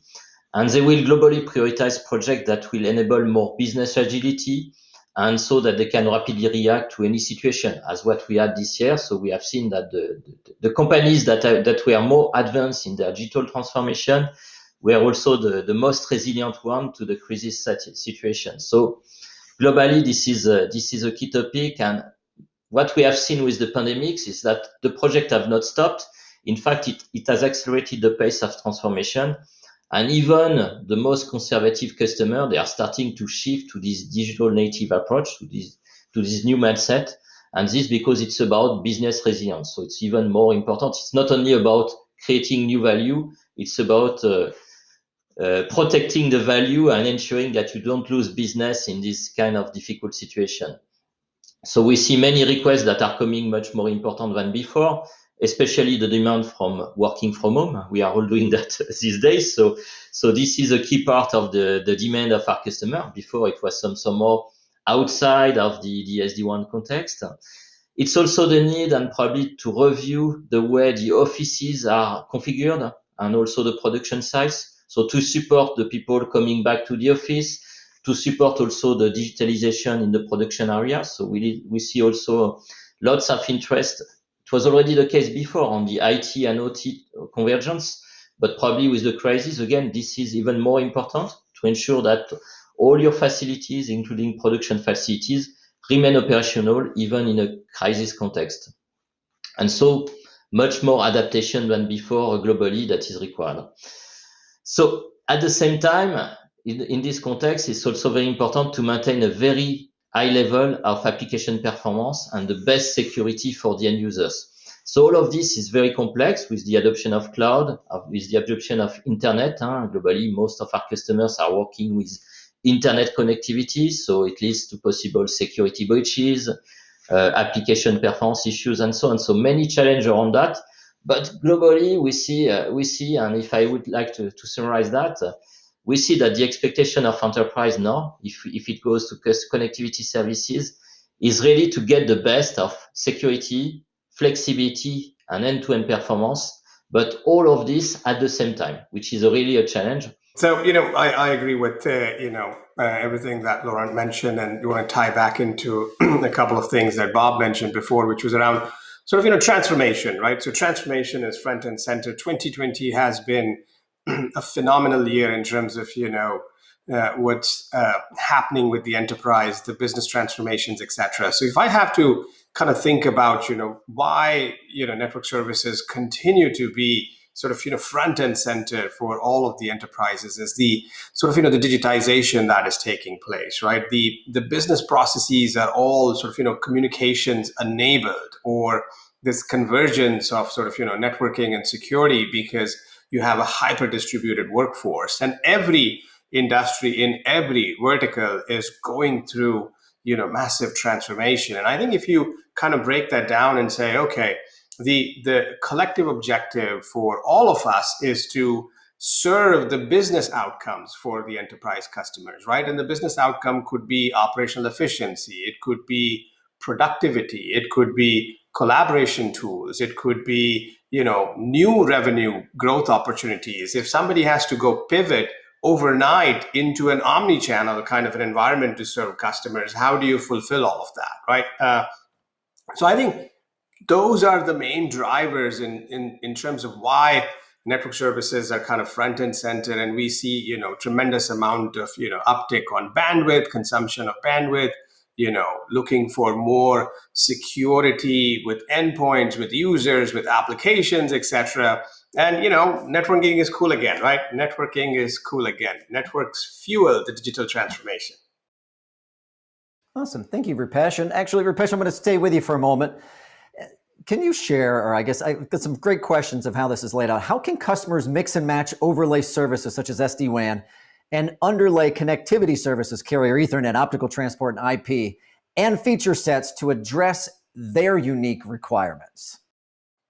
So great question, right? So every enterprise has a unique sort of, business need, a driver, a journey, a transformation, a blueprint, and where they are, right? So, if you look at the the slide over here or the graphic that talks about, the underlay, the overlay, and how all of this is sort of, put together and coming together. So the way we think about it is that you have the physical aspect of it, right? Where you have the wired connectivity, the wireless connectivity, the MPLS connectivity, the internet connectivity, Ethernet as a protocol in both cases. You have broadband, which is shared, and you have sort of, wireless broadband connectivity, both fixed and mobile. So that whole sort of, physical, virtualized, global sort of, infrastructure served by fiber and mobility type of assets and 5G at the cusp of all of this is driving and delivering the underlay. And then on top of that, we have the sort of overlay, which is more in terms of the intelligence and the application awareness. So Laurent touched on, the application awareness and why those things are front and center. So think of SD-WAN as that sort of, dynamic application aware overlay. And then on top of that, you can run services. We show voice and collaboration as a services. You go deeper into the edge, whether it is sort of, the edge that is sitting in a storefront or in a hospital, or now with work from home, it's the branch of one, right? So we're kind of hyper distributed environments that we're serving. And then on the cloud side, it's all about performance and latency and how do you get the workloads and the shifts, to be rapidly sort of, delivered. It goes back to the agility comment that was made before. And all of that sort of, wrapped with cybersecurity, because again, security and network convergence is what we are seeing every day. Plus the perimeters have changed, right? In terms of if you were securing your corporate networks with VPNs, now you're thinking about, how do I go beyond that with the hyper distributed workforce, etc. And then if you look at this sort of, second visual, which talks about the Frost and Sullivan research that has been done on what are the combinations that take place, right? So we see MPLS links and internet links. We see, dual dedicated internet links. We see one wired and one wireless connection. And SD-WAN provides that application-aware routing, the intelligent routing, the ability to know, what traffic goes on what network links, etc., and putting that whole solution together with the secure, intelligent overlay in conjunction with the underlay. So I think this is going to continue to be, the blueprint of the future. A lot of innovation happening in this space, and connectivity is front and center. SD-WAN with the intelligence and the software centricity delivers on all of the promises that we are discussing today. Tell me, Bob, what are some of the ways that Spectrum Enterprises is supporting the client journey of digital transformation and, so importantly, giving them a better user experience? Yeah, what we've been talking about here is this major migration of legacy networks, and clients are doing that because they want flexibility, control, and just overall better performance of their network. And I think today organizations have a vast array of optionality and network choice. It was really interesting to hear that networking is cool again, Rupesh. I'm glad to hear that, and I agree with you. It's always been so cool. And when I think about the things we do at Spectrum Enterprise, we help clients with choice and flexibility with the migration. It is not easy to port from where you've been for years on these old legacy MPLS networks and to move to something new that we've been talking about. Look, agile business require, as we've been saying, any user, any device, any app, at any time. It's just this amazing, like, on-demand world that we live with, and it's just resetting expectations out there for all of our clients. So some clients of Spectrum Enterprise, they choose to use carrier Ethernet, and that provides a very high level of predictability and control and performance. These kind of networks are really important in healthcare campus environments, financial networks, and even government organizations. Other clients are using the cool new disruptive technology of SD-WAN, and that's because it provides internet ubiquity, flexibility, and again, that control feature that clients want to have in their network. It's just far better suited to support cloud applications and the distributed workforce that Laurent was just talking about. But many IT leaders have experienced such disruption from this pandemic, and as a result, I think they're preparing to embrace these new disruptive technologies at a far faster pace. I think they're going to lighten up investment now on the LAN density in exchange and in lieu of the WAN for more functionality on the wide area network, so they can do the things like multi-cloud, remote access in this distributed workforce. But overall, conversion is not easy. Clients need to do it. We've talked about why. And our big advantage at Spectrum Enterprise is really just helping that client with choice, giving them flexibility, and helping them migrate at a pace that works for them, that gives them a modern network and an optimized network that maybe they've not enjoyed up to this point in time. Bob, thanks for sharing. We're going to keep the focus on the customer, and also want to focus. We're going to make that hashtag networking is cool. That's one of the big ahas of the day. I love that, Rupesh and Bob, for reinforcing it. Keep the focus on the customer.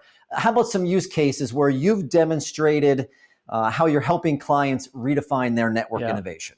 Yeah, thanks, John. I mean, look, I call it the cloud forward clients. Those that were cloud forward during and before COVID, they were far better positioned. They could accommodate the change.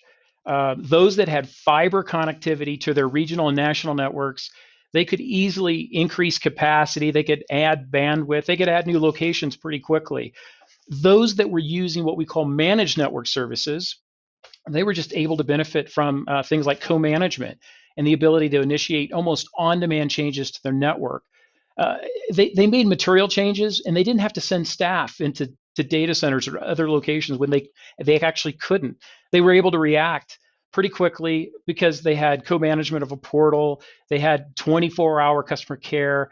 And with Spectrum Enterprise, you get 24-hour national feet on the street to help you in case you need to make some changes out there on the network.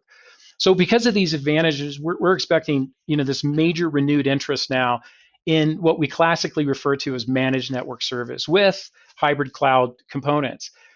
We are seeing a lot of interest in SD-WAN, as Rupesh said, with dual underlay, and now growing. We're actually seeing that third underlay, which is the wireless internet connectivity, and that gives you incredible continuity and business resiliency options to these networks.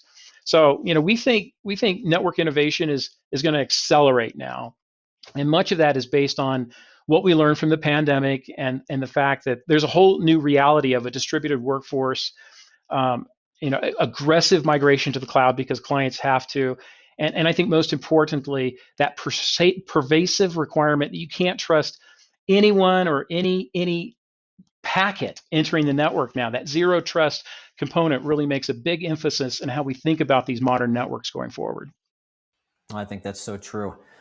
Laurent, we're going to jump back to Europe. I've got a question for you, but the impact of the rapid adoption of work from home, or work from anywhere, I should say, on the infrastructure transformation journey. How much appeal is there for SD-WAN in this context? Okay, so first, I would say that SD-WAN remains very attractive and very good for our customers, and we have seen that this year. So we didn't have a decrease in the activity. I think on our side it was quite busy, even at the worst in the worst periods, with customer continuing to deploy their network. We had a big retail bank in France, and we continued to deploy sites. Even during the first lockdown in France, which was very a bit tough, and things did continue, and we have been able to move with the migration of these customers. So that's on the deployment, on the pre-sales as well. So we have many opportunities, many discussions with customers ongoing. I think so. The SD-WAN in this context remains very key because it brings more flexibility, and our customer, they really need flexibility in terms of site connectivity, in terms of access to cloud. We see also that in this context, even I'm talking about flexibility operational, but also contractual flexibility. The fact that maybe some of our customers will need to change and move some site, or to remove some site because more people will be working from home. So they expect this additional flexibility that we want to bring on our side with the solution that we deliver, but also with our partners. It's important. We are working with the vendors also to get much more flexible business model to support the evolution of the business in overall. And that being said, of course, working from home and working from anywhere, it's very important. It's very key. And let's be clear, SD-WAN was not initially meant for that. It was really meant for site-to-site connectivity, multiple underlays, as it was described by Rupesh. It's still very important on this topic. But we see also that we need now to better integrate what this topic around working from home and working from anywhere within the SD-WAN solution. We think, and I think that this will be following the crisis, customers will look for a sustainable approach to support that on a long time period. So it's very important to have a consistent solution, for people working from home and working from the office. And when I'm saying consistent, I mean consistent in terms of security, providing the same security level wherever you work, and also as much as possible providing consistent level of performances. So bringing opportunities and options that will allow to optimize the performance for the end user wherever he's working from. Let's continue, Rupesh, and tell me what's compelling, would you say, about SD-WAN and SASE from a security effectiveness perspective? So, I think Laurent brought that comment in, right, in terms of, SASE, right? It's here, it's a hot area. We're seeing a lot of, buzz in that space. And the way we are approaching it is that it's an evolution of SD-WAN security networking from a convergence perspective, right? So that's sort of, one angle to it. The second is this ability to deliver these services from an edge cloud, right? So edge clouds are, elastic in nature. So if you have movements of large data that you need to authenticate, or if you need to ensure that these users are allowed or not allowed, or should Rupesh have access to the SAP environment that is sitting in a multi-cloud environment, right? Or should John be able to have access to the HR payroll system that is sitting in a SaaS environment, right? So a lot of these interactions need to be sort of, validated and defined. So if you start to think about, as both Bob and Lauren talked about, we see tremendous amount of demand on SD-WAN, started with the branch transformation, started with the dual links, the triple links, right? With the 5G, the wireless connectivity, it's going to even furthermore accelerate, right? So we're going to continue to see that. And then the pandemic happened, hyper-distributed, work from home. So we saw that.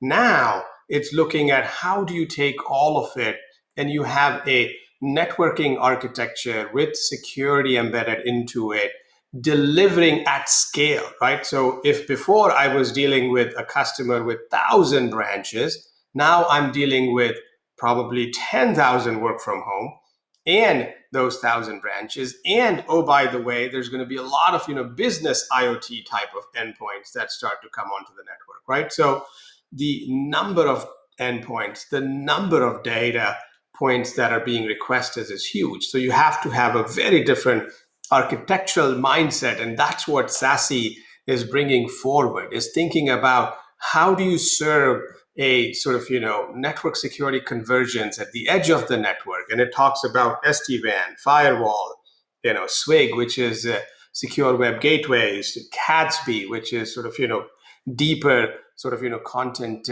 management of security. And these things sort of, put together with ZTNA create a very differentiated experience. So a lot of, new acronyms in our industry, as we are famous for that, right? But gives us an opportunity to serve our customers in a very different way. And the simple things that we talk about, agility, scale, elasticity, these are the forward-looking architectures that deliver that. Awesome, Rupesh. Great perspective. Bob, I'm going to jump back up to yourself, sir. What do you expect from enterprise clients as we come out of 2020 and they begin to reevaluate their corporate networks for the future? They learned a lot. We all learned a lot, frankly, as we've been talking about during this pandemic. Here's some pragmatic things I'm hearing from clients in the RFPs and what they're telling us they're going to be doing this coming year. Bandwidth acceleration, bigger bandwidth, bigger growth. I mean, getting to 10 gig was kind of a big deal. Not any longer. Getting to 100 gig is kind of common discussion these days. So we're going to see that hybrid network, as we've talked about. They love the internet ubiquity for their network, but they also want carrier Ethernet for that performance and that control feature.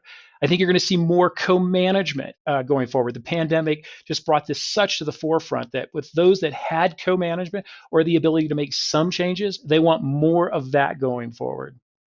We've talked about the dual underlay. We might even say triple underlay, but they're going to use a variety of fiber, broadband, wireless connections to basically replace legacy. And I think finally, not only about the cloud security, which is obvious, but there's this network proximity and density thing that's starting to happen. Apps closer to eyeballs.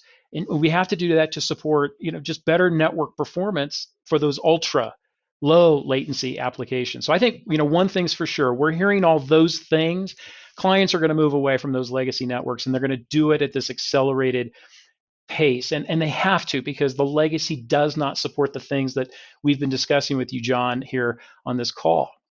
So clearly the widespread elimination of like the in-person meetings and the distributed workforce, real-time network performance needs, and built-in security, all of those things are driving preference now for networks. And those risk-adverse IT organizations, they learn, especially the hard way over the past 12 months, they're going to be less competitive going forward. They might even be paralyzed, frankly, if they don't evolve those modern or evolve their networks to a modern network architecture we've been talking about. We're working at Spectrum Enterprise to specialize in giving clients, a path, a migration that's simple, easy, understandable, and less risky. And we kind of expect that network architectures are going to pivot away from these basic network connections and what I refer to as traditional telco-based SLA metrics, latency, availability, performance, in favor of things like end user requirements and end user application experiences. So overall, the coolness of our technology in this industry, things like VNFs, universal CPE, stuff like the cloud-based security, it's going to continue to have material impacts at the pace of clients' transition. And I think this COVID thing was absolutely a wake-up call. And those that had this conservative, slower adoption to new technologies, the wake-up call is really changing their perspectives, and they're going to make some big changes, we think, going into the new year now. Yeah, wake-up call to coolness, absolutely. Once again, before we go far, I just want to thank those experts who have joined us. What a great diversity of talents from all around the world in this case. Truly appreciate you all sharing your time with us and sharing your expertise as well. And everyone watching and participating, this is just the beginning. This is episode 1 of the MEF Infinite Edge series. We got so much more to come, and we look forward to sharing more gifts, talent, expertise, and a little fun with you as well. All right, Matt. So from obviously one telecom expert to another, what did you think of that?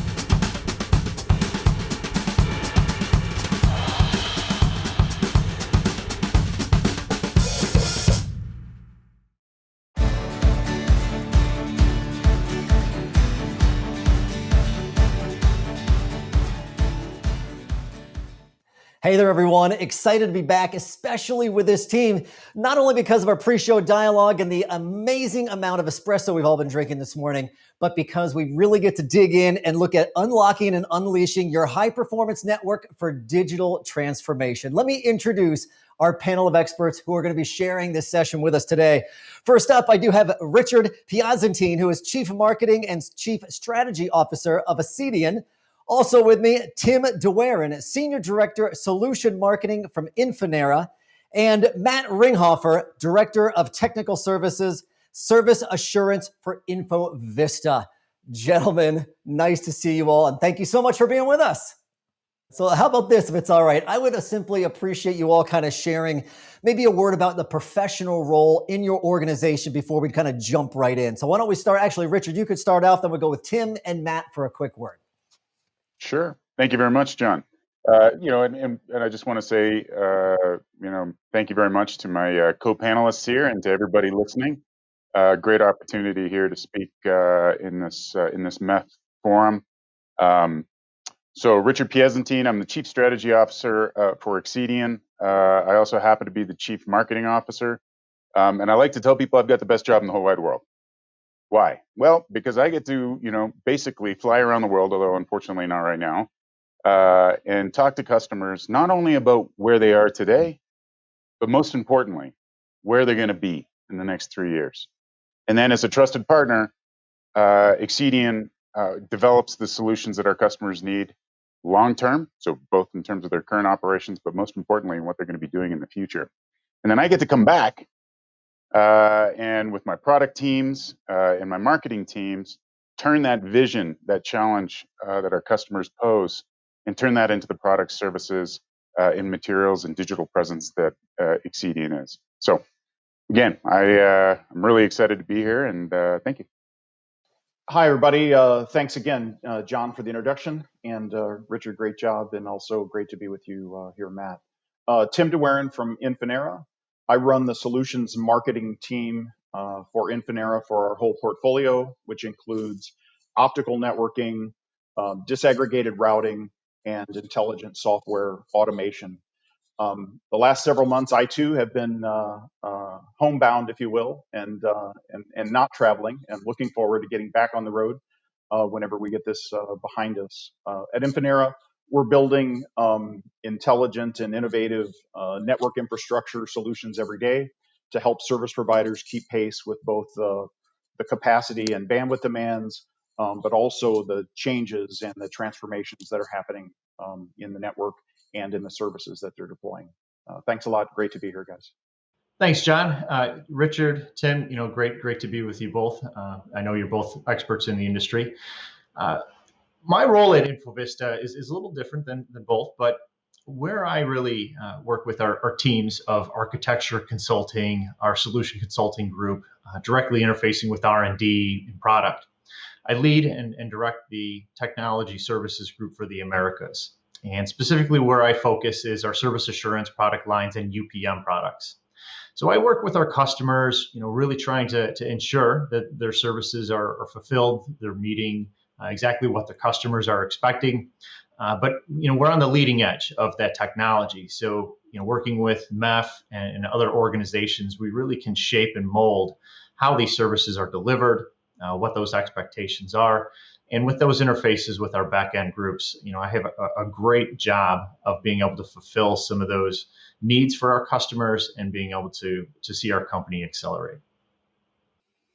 Awesome. Thank you so much. I appreciate you all kind of sharing. And I'll pose this question to the three of you as well. You can all chime in and make a comment. I'll probably this. We'll go backwards. So we'll start with Matt, who just finished up, and then go to Tim and then Richard. But we understand, digital transformation provides, a reshaping of how an entire business operates. But what would you say are technical challenges, are enterprises and communication service providers, how are they facing these? What are they faced with, I should say? Yeah, thanks, John. So, I think one of the major challenges is they've taken what was years of planning, and they've accelerated that in a timeline of months for deployment. And what that's caused is major issues with the experimentation cycles and pilot phases of rolling out solutions. And that major challenge really comes in the ability to use standards and interoperable systems. Where that gap really is divided is their legacy systems into new technologies. So I see that as one of the major gaps. I see other two others, which is going to be more security related, and that's going to be in the cloud. So cloudification is prevalent, and there's major security concerns because it's a shared resource, and whenever you're sharing all this data, you're going to have that problem. And then the third probably being big data. And big data is really something that people are evolving to, but those legacy systems don't necessarily have data in the right places. They have lots of data. They don't know what to do with it. So trying to consolidate that and make it meaningful is an ever-existing challenge. I would just add to that kind of the at a macro level, service providers are trying to go faster and offer additional new revenue generating services, while at the same time dealing with the capacity demands that are continuing to exist on the network. And so what I see generally is the move toward disaggregated and open, and at the same time having to make sure that all works together and make sure there's enough automation and capabilities so that the service providers can keep up with the pace of capacity demands and the new services, and at the same time build the networks they need to support all of that going forward in the future.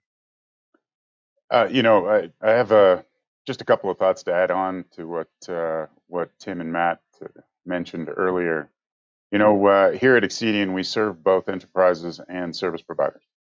And I know this audience is predominantly service provider, but one of the things that we see is not only is there a digital transformation challenge, which the gentleman already articulated, but there's also a convergence of the challenges between enterprise.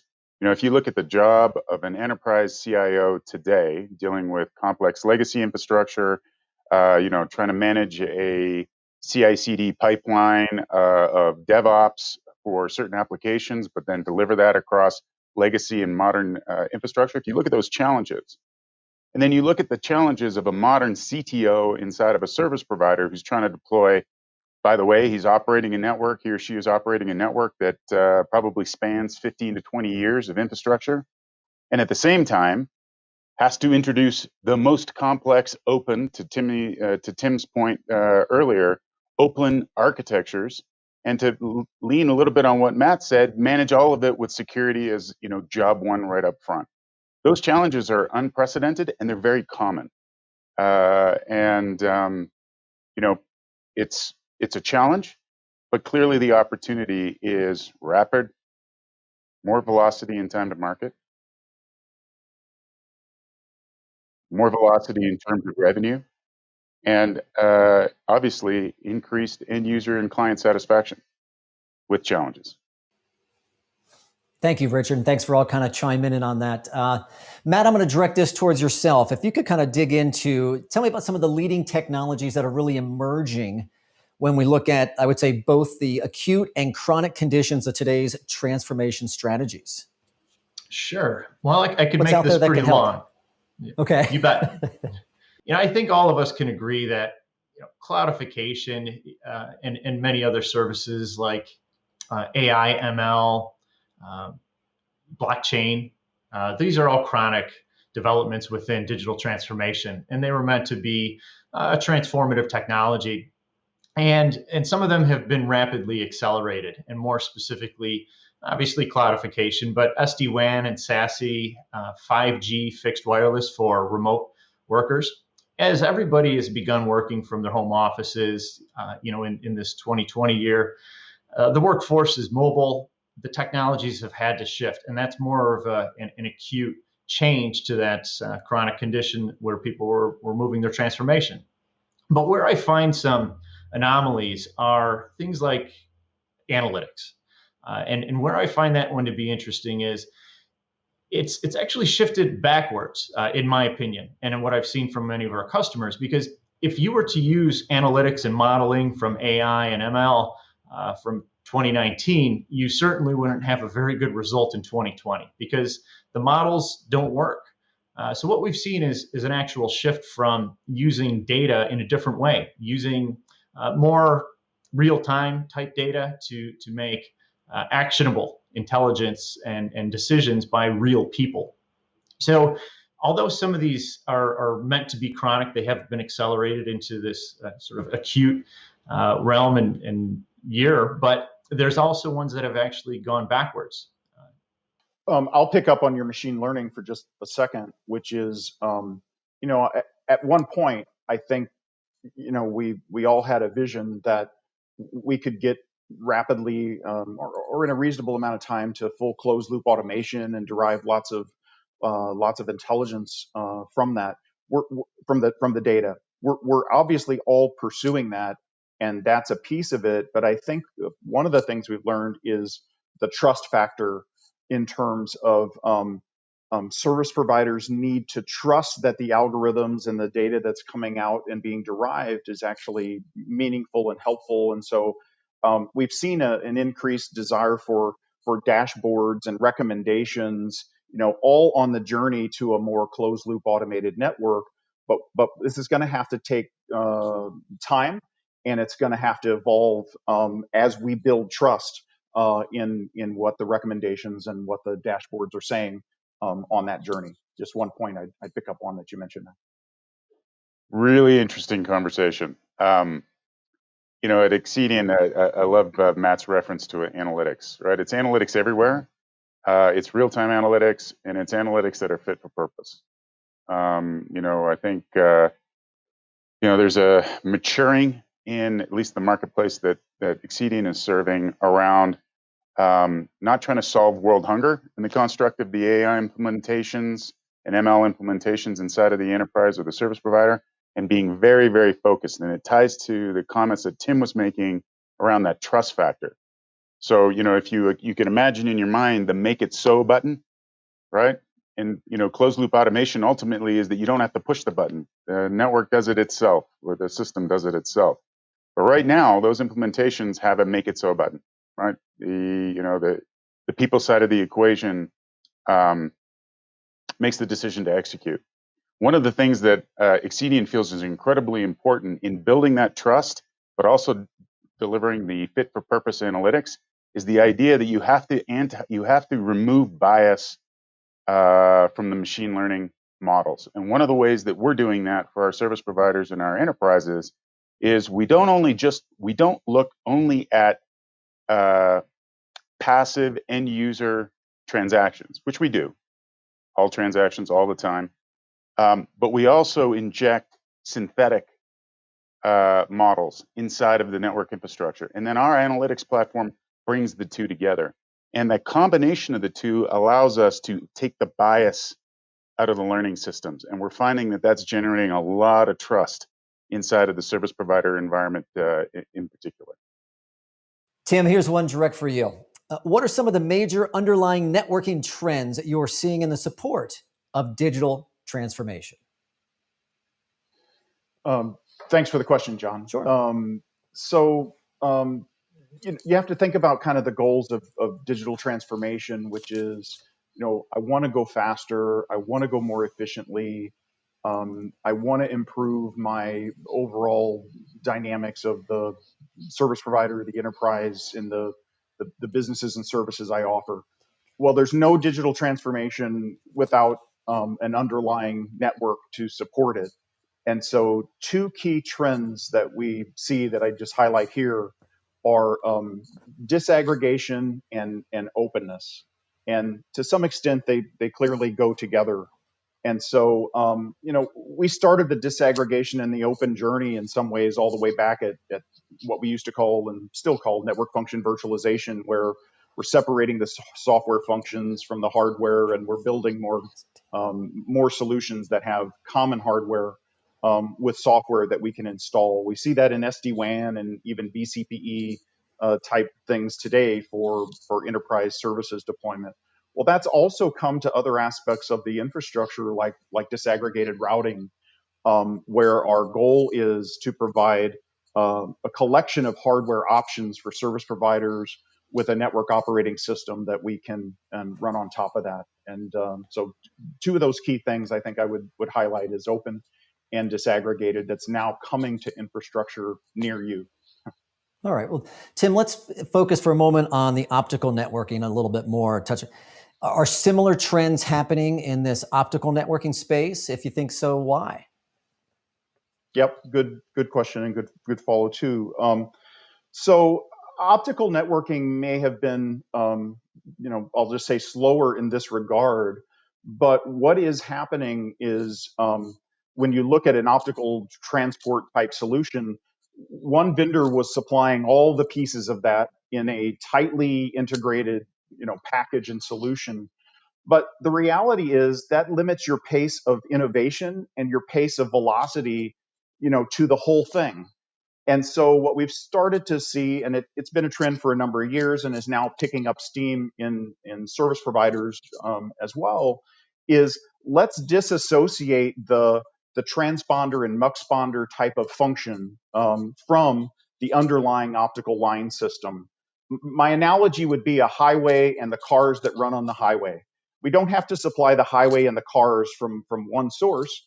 We can supply a highway and we can supply multiple cars to run on the highway, and we can supply different cars. And that type of open and disaggregation coming to optical is helping to increase the velocity and the pace of innovation of the transponder and the optical engine systems, independent from the optical line system that underlies it, which results in more opportunity for service providers to deploy in a multi-vendor environment. So I can iterate what's happening with my optical engine technology at a different pace, 600 gig, 800 gig, future terabit per wavelength kind of engines. I can iterate that and introduce that into the network at a faster pace so that I can keep up with demand and economic pressure that's always present. And I can service this growing capacity that runs in the 30 to 50%, annual type of bandwidth growth. I can also create some more optimized network architectures, and overall, I can just improve my network economics, which is fundamental, right, to getting there.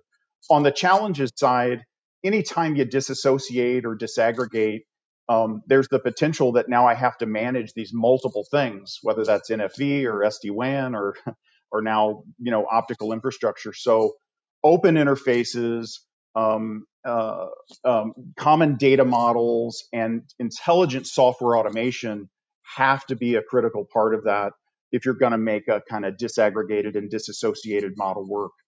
Good. Thanks for sharing a little bit more detail on that. And here's one for everyone. And why don't we start? We'll go to Matt and then Tim and then Richard. How about, I'd really appreciate if each of you could share maybe some lessons learned from your experience with customers going through their own, transformation journey. What would you say are some of the overlooked requirements for that successful transformation? Sure. So, I think when you look at digital transformation, everything is really geared towards the company holistically, right? It's going to speak to leadership, employee buy-in, execution. And then when you get to the actual technology itself, I think the cloud gets all the press. But working at Infovista, I have a pretty deep insight into many domains, and I would say the network itself is probably the most overlooked. And the network is the glue that holds everything together. When you think of everybody working from home nowadays, or just remote offices in general, the cloud being out there, everything is done through online collaboration. It's going to be used by IT. You're going to have social interactions from other coworkers, and that's all done through the network, whether it be a local network or the WAN through connectivity services. With that in mind, the network is so valuable. The performance is obviously imperative, especially when we start to look at low latency services that 5G is going to provide. The healthcare industry has been impacted, and there's critical natures of data that are moving across the world. But the network, when you look at that aspect of it, it's also a critical point of failure, and it has to be assured. And I'm sure Richard, and Tim would agree just the same. Without that assurance level, the network could basically cripple the entire digital transformation process of a company. Every digital transformation project is challenged by the idea of understanding, well, after we did it, is it actually better?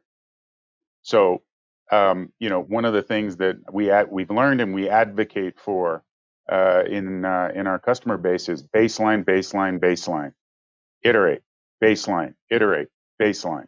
It's really important. It's important not only from an efficacy perspective of the project itself, but it's also critical to the economic returns, right? So these transformation projects are justified on the basis of a business case.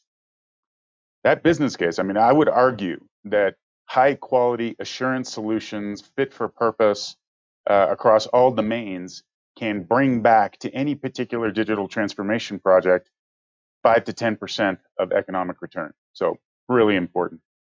Second element, and I think this was discussed earlier, but I want to reinforce it. In the construct of anything that you put in the field or into your infrastructure, particularly in the construct of a highly distributed online collaborative workforce that Matt was pointing out, you have to have security first. And tying into something else that Matt said, the lowest common denominator or the best thing that connects everything is the network. So your security posture in digital transformation projects must be oriented around what we at Exedian like to call the last line of defense. When your endpoints get corrupted or your perimeter security is breached, your last line of defense is actually the most common binding element in your transformation projects and the way your workers work, which is the network. So have a security profile, an NDR, in the construct of watching the wire. And then finally, thinking about the evolution of that, much maligned, often devalued network. When you start to now look at what's that expression? A rising tide lifts all ships, or a sinking tide exposes a lot of mud. I don't know which one to use. It used to be, and if I just talk about 5G technologies for a second, it used to be that the access technology was so wildly unpredictable that nobody actually had to worry about what was happening everywhere else.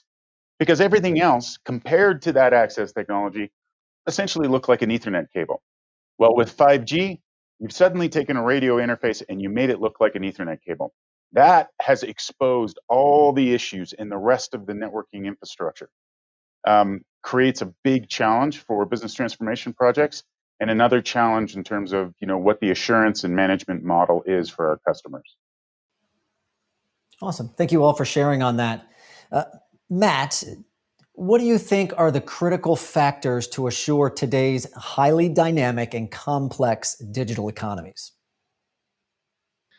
Well, I would say Richard and Tim already alluded to quite a bit. I think we've talked to quite a few, and we can probably go on for hours speaking on that subject. But if I were to take three, right? If I were to distill everything that I work with, InfoVista is a full life cycle company, right? We look at solutions for the full life cycle of a network.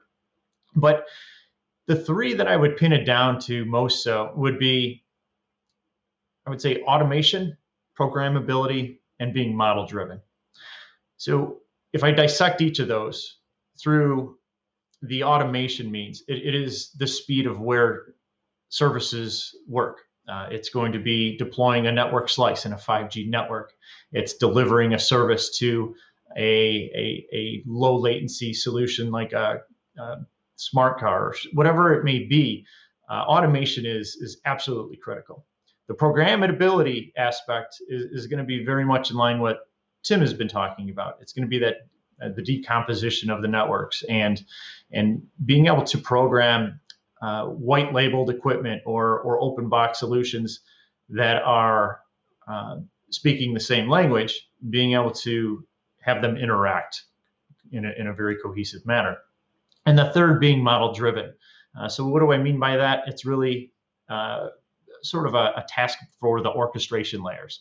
It's creating service models, being able to understand an end-to-end, a very complex solution like a service that is being delivered, being able to create that in a logical sense.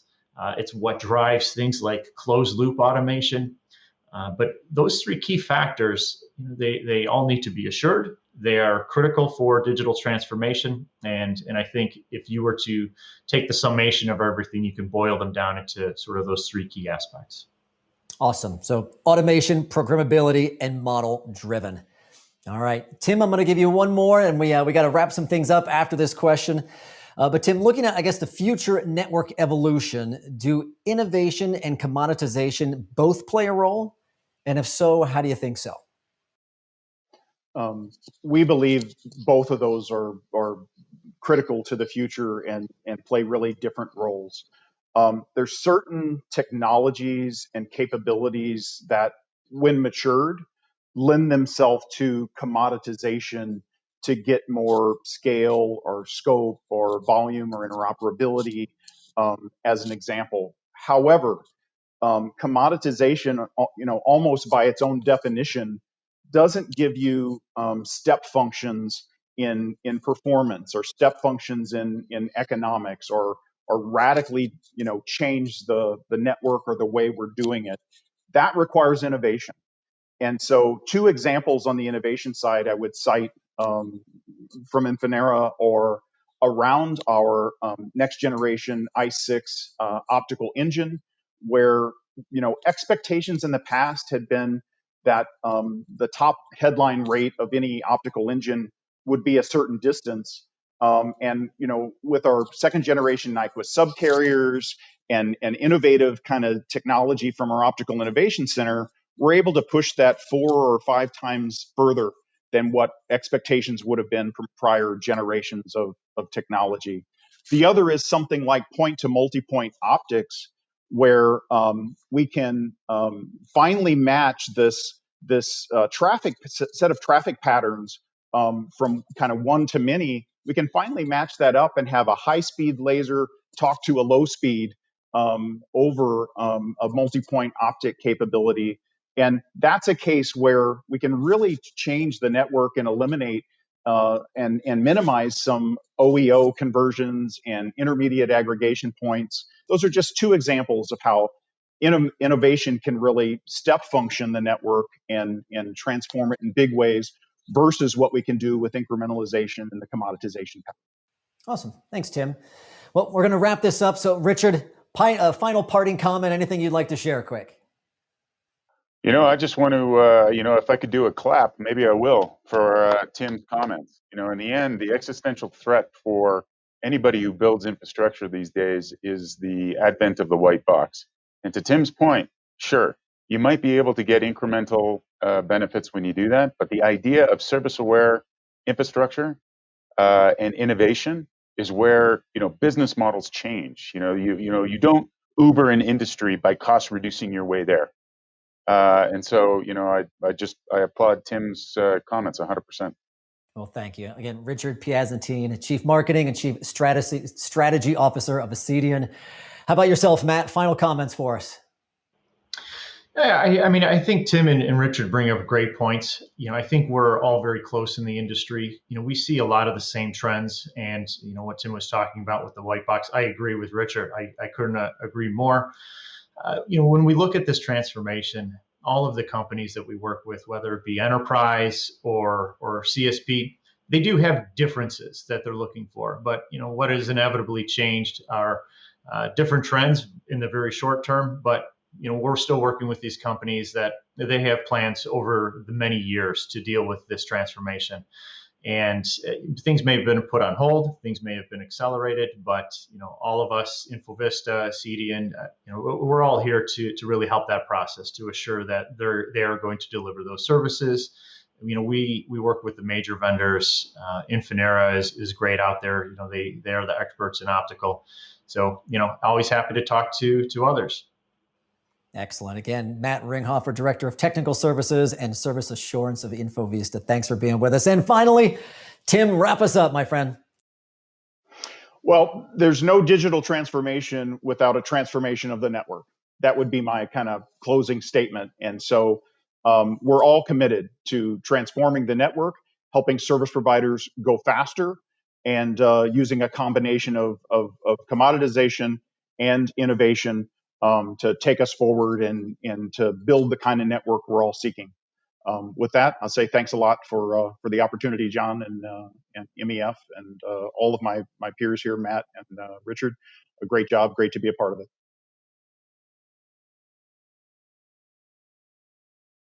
I have to tell you, it was such an informative conversation with Tim, Matt, and Richard. Great insights about how service providers are using their networks to unlock the digital transformation. But we're not done yet.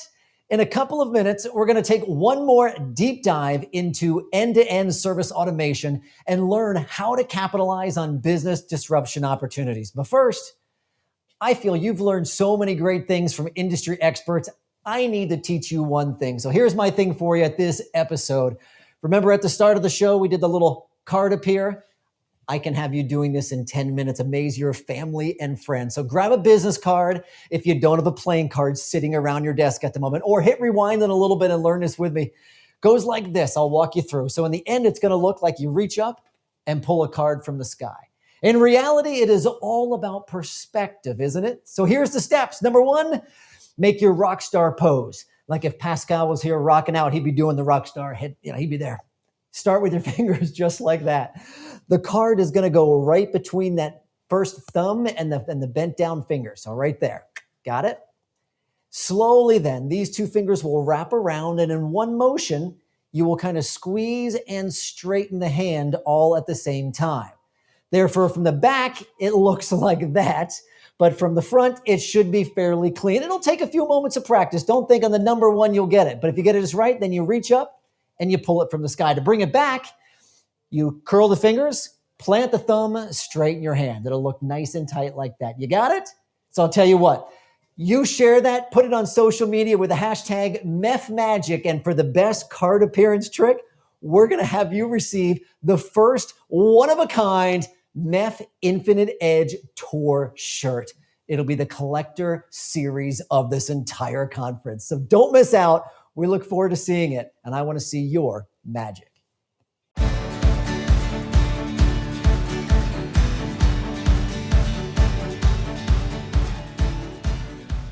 Welcome to the next great session, end-to-end service automation, capitalizing on business disruption opportunities.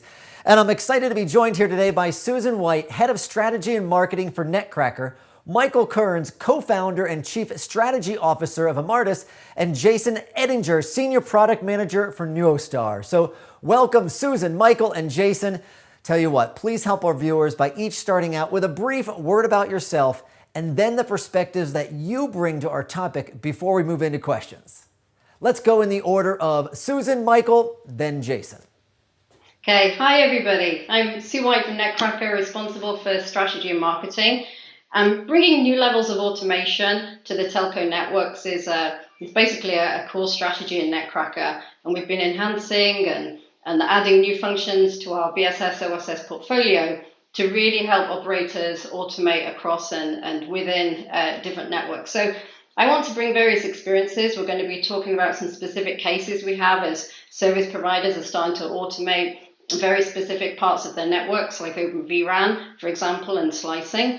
And one thing for sure that we'll be doing throughout this session is referencing very heavily on the MEF-LSO framework, really key framework that is going to be important for all of us to adhere to. Whether it's southbound with Presto, whether it's northbound up to the BSS or across service provider networks. And not just to make multi-vendor easier, but certainly to work across different service provider networks, which will be a core part of our discussion today. Hello, everybody. Michael Kearns is my name. I'm a co-founder of Amartis. Amartis is a company that specializes in automation and orchestration. We work with a global customer base of providers and vendors. We provide orchestration and automation across network and cloud. We work very closely with our customers in the industry bodies like the Metro Ethernet Forum, or the MEF and the TEAM Forum, and also more recently in the C-band. We have a lot of experience that we can bring, and I'll talk specifically about our initiatives around inter-provider automation and the LSO Sonata standard, and how we're enabling providers to negotiate services in real time with true plug-and-play standards. Hi, I'm Jason Edinger, Senior Product Manager for Carrier Provisioning Solutions at Neostar. We simplify the purchase and sale of the wholesale access and transport services between service providers with a cloud-based platform. We do this by simplifying and automating workflow. My work at Neostar is aligned to the LSO framework's Sonata reference point, with a focus on transforming the business and operational processes between service providers. Our solution automates the wholesale network connectivity services are bought, sold, and fulfilled by instantly connecting buyers to the right suppliers and streamlining the order management process. Excellent. Michael, enlighten me by sharing what you feel is driving the current wave of business disruption and how big is the potential impact?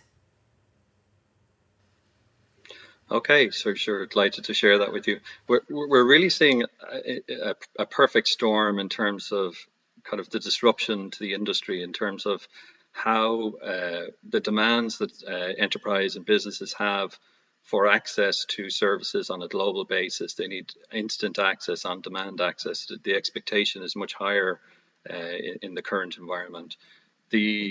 Coupled with that, we're seeing the emergence of the standards which allow providers to interoperate. We're seeing also an emergence of new technologies which overcome barriers that have persisted for many, many decades.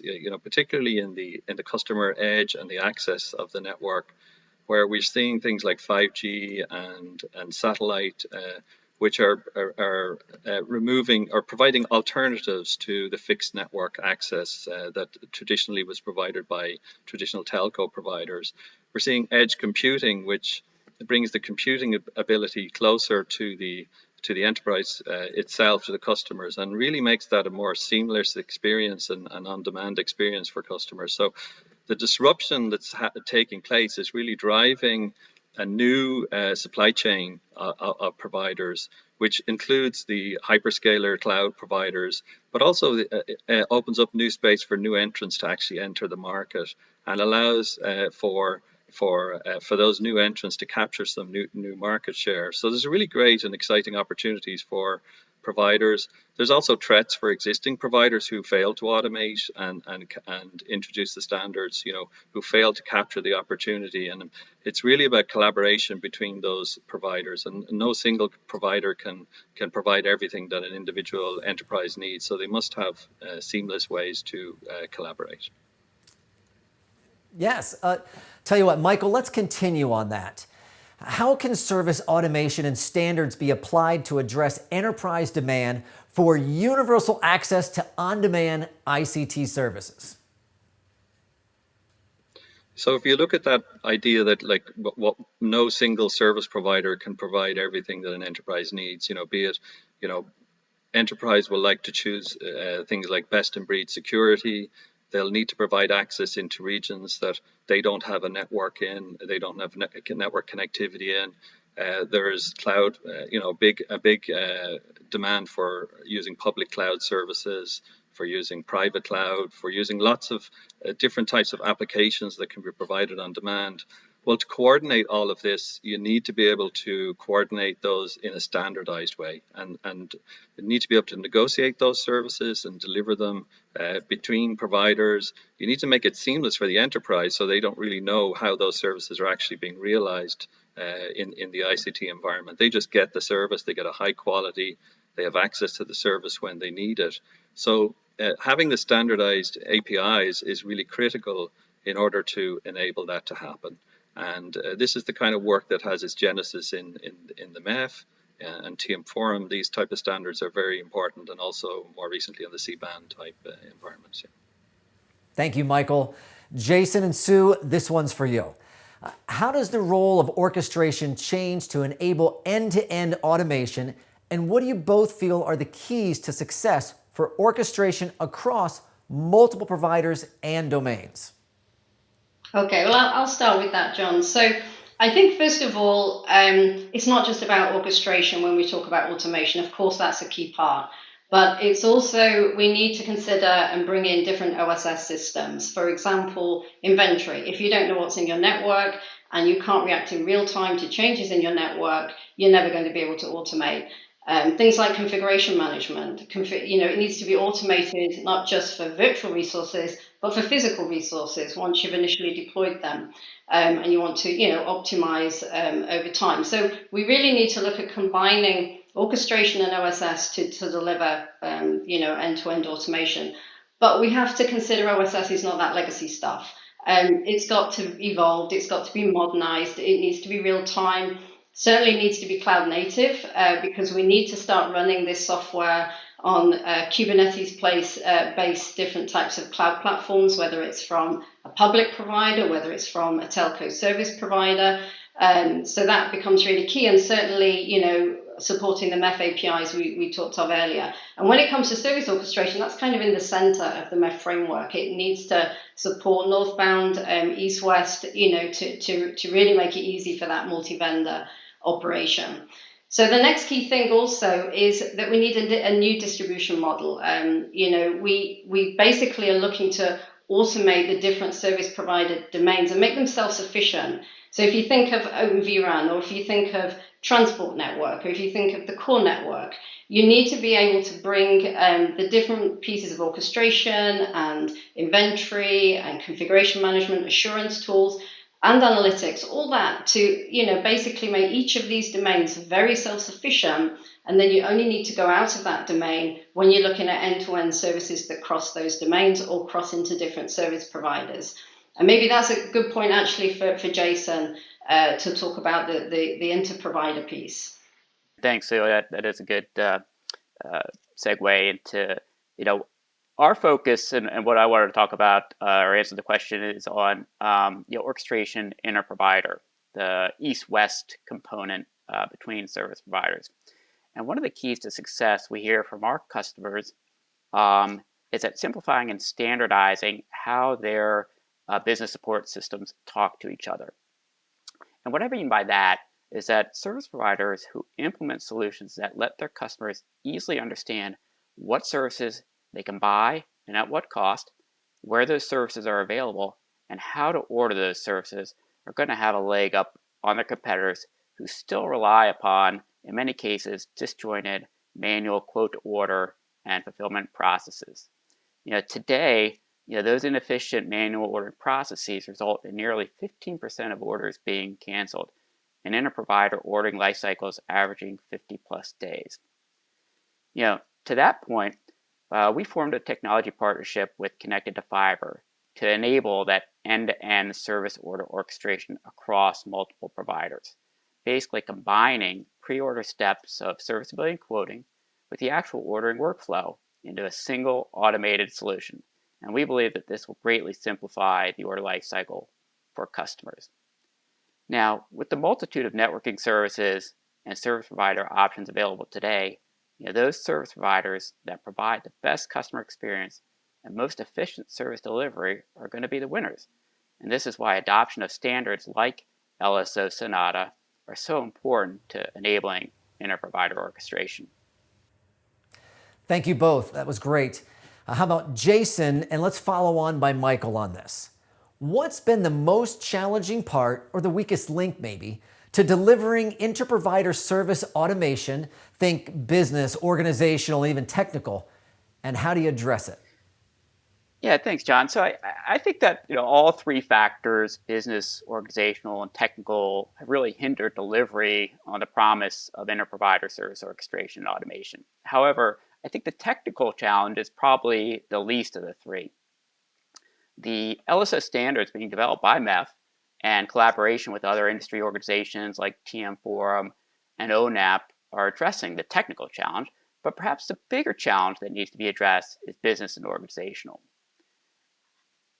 Traditional telecom service providers still have systems and operations in place that are tied to legacy networks and services, and are really not designed to support emerging networks and services such as 5G or SD-WAN.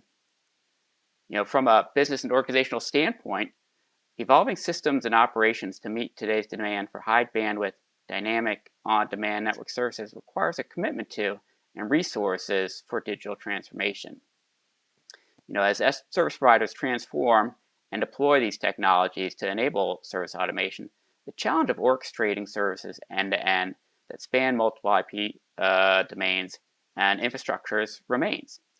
So even as cooperating service providers start to implement standard APIs like Sonata, they all have their own strategy and timeline for when they'll support those APIs. And really, no two service providers have strategies and timelines that are aligned, right?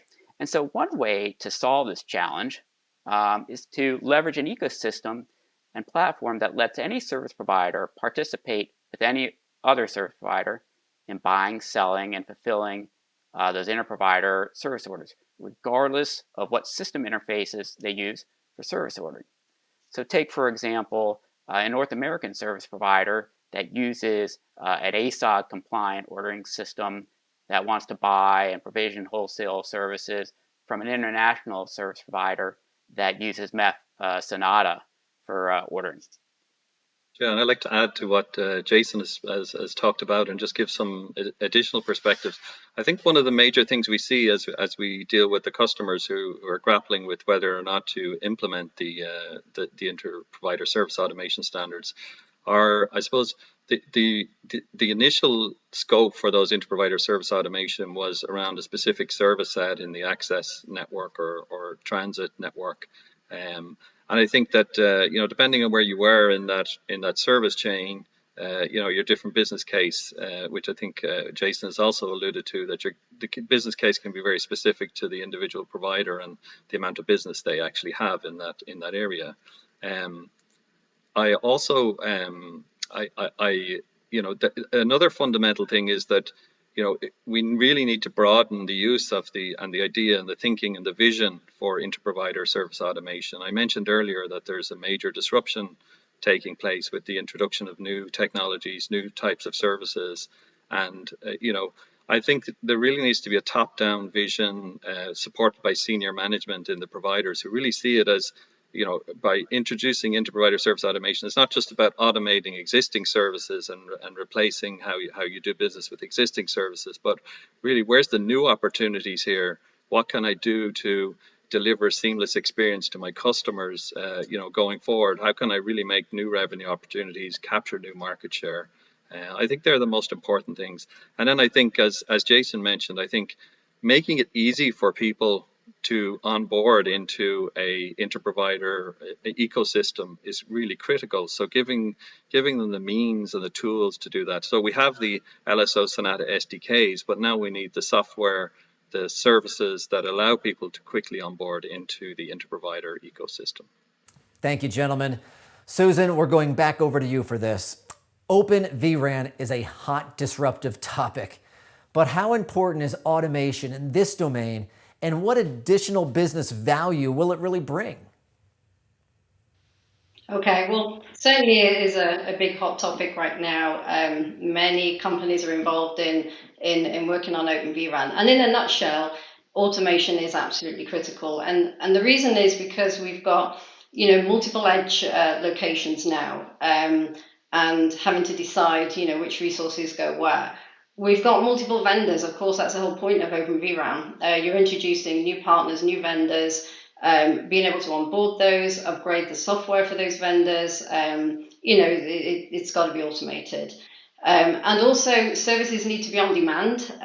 That's the whole point of moving to a more flexible RAN architecture so that we can, have services that scale faster, but also bring new types of vertical services to market faster.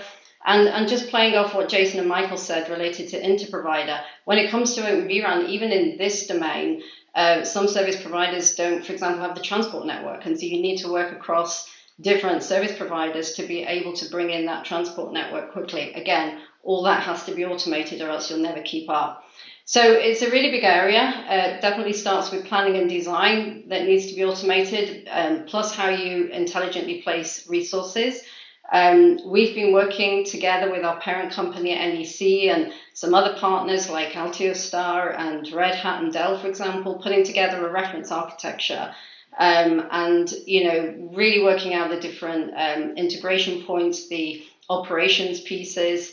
And now we're actually taking that to a new level with MEF proof of concept. We're working with NTT and some additional partners like Juniper and Adva to look at how you can turn that sort of Open vRAN into a true MEC environment where you're not just dealing with RAN resources anymore, you're dealing with cloud applications, virtual applications, you're dealing with MEC applications, and you're dealing with them across providers. So Microsoft is actually key in this proof of concept as well. So this is something we'll be able to showcase in next month in February. So that's something we'll show the results of. But yeah, certainly without automation, none of this is feasible. Excellent. So Sue, let's stay with this. The industry talks a lot about the promise of end-to-end network slicing to open up new opportunities, especially in B2B. But how feasible is it really to actually get dynamic slicing up and physically running? Yeah, well, network slicing we've been talking about for a long time. As we talk about the technology, well before it's ready. And there's a lot of progress happening in slicing, but yes, there's a lot of moving parts. It's complex. Anybody who's working on it knows that it is really complex to do. So you need new technology. Of course, you need 5G core that needs to separate the control and the user plane. We need to bring in new slice management functions at the service layer, but also down in the individual sub-layers. Now, some of these have been standardized. 3GPP is working on particularly the standards there in the core. But when it comes to slicing in the transport network, we still have some gaps there. So maybe that's an area where MEF, for example, could step in. Even in the RAN, there's some things that have been defined. So in Netcracker, we're really working on how that works from an end-to-end basis as well, how you cross over those different slicing domains to make end-to-end slicing work. But I think what's also critical is taking that up a level to the BSS, because on the operational side, it's one thing to have the dynamic slicing working, but how do you charge for it? What do you charge for? What's the business model? So we've been working very much on, making sure that the BSS systems can charge for all different parts of the slice, attributes of the slice, from whether it's to do with latency or throughput. And if an enterprise wants to actually manage their own slices, how do you charge for that? I mean, again, it's an important business thing. So we're working on the business aspects with the service providers as well as the operational aspects, and I think that's quite key. Thank you, Susan. Michael, I'm going to jump to you. What would you say that individual providers and the industry as a whole need to do to really make this transition? Well, I think the individual providers themselves need to look at their own situation, their business. Where are they going to make some revenues? How are they going to improve their efficiencies within their organizations? And how they're going to interact with their customers, with their suppliers and partners in an automated fashion to develop really differentiated services that they can deliver quickly to their customers, give a much higher customer experience. How the industry as a whole can react is really around individual providers realizing that they themselves cannot deliver all of what's needed to support the services of their customers, and to be able to partner in genuine partnerships with their customers, to work in partnership, to implement the standards, to be able to drive the automation between themselves and their partners to deliver those differentiated services to the customers. So I think that's really the major need that we have in the marketplace. All right, and here to wrap us up, a quick question for each of you. Give me some quick thoughts and tell me, where do you all see us in 3 years on our journey towards the Global Networking Federation supporting on-demand services across multiple provider networks? Let's start with yourself, Jason. Well, I think that we're going to see much greater automation between service providers that enables those on-demand services. And it's really going to be driven in large part by the adoption of common standards such as the MEF, LSO, APIs, as well as an underlying infrastructure based on 5G and software-defined networking that supports dynamic real-time provisioning of services. Okay, well, I think what I would be hoping for in a few years is that we're very good in our industry at solving technology issues. And we have many of those right now, but we will get through them. We always do. So automation, operations, even up to the business layer. But I really think we need to have a big focus on the business case and the business model. We have so many new opportunities with 5G. With different verticals. We have tons of use cases. Everybody's showcasing them all the time. They all look wonderful. but will they fly? Who's prepared to pay for what? Are they realistic?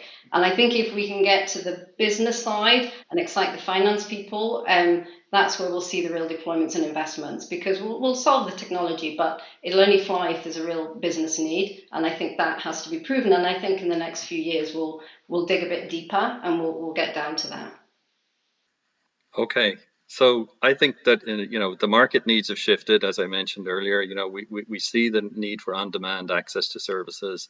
That's not going to change. That's not going to go backwards. So it really depends on who rises up to the challenge within the next 3 years. We have, and for providers, for traditional providers to participate in that, I think they really need to look at adopting the standards, look at carving out new relationships. There is a huge competition from the hyperscalers. They can cherry pick certain services which they can go after, but they can also do it in partnership with providers.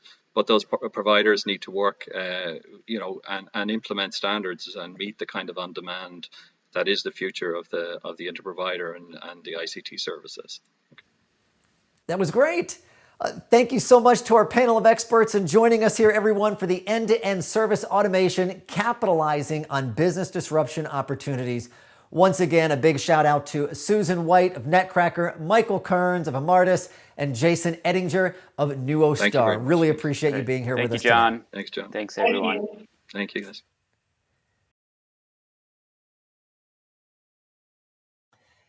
I'd like to thank everyone who helped put this, our first MEF Infinite Edge show together. We couldn't do this without you and without the support of our sponsors.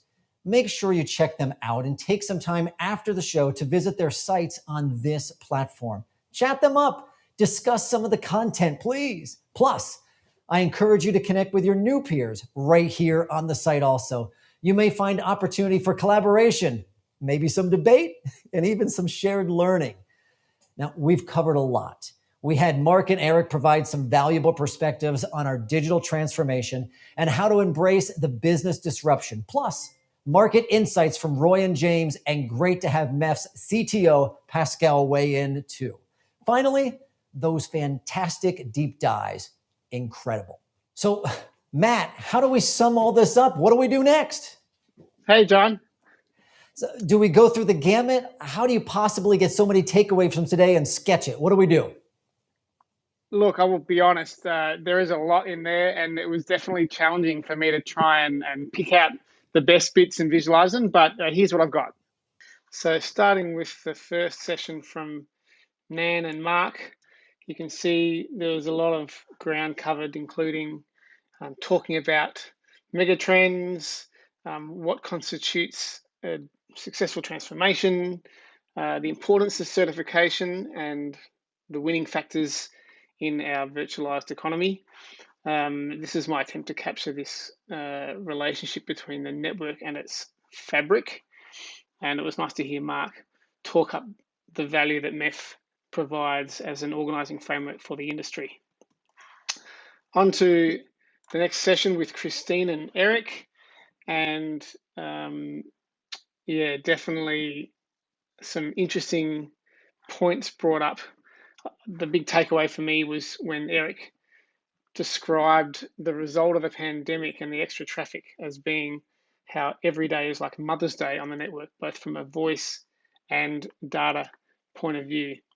I thought it was really interesting that they talk so much about data science and data intelligence, and how for Verizon, it all came back to that tagline of connecting people, places, and things across the globe, anywhere on any device, which obviously is a similar vision to what MEF are trying to do.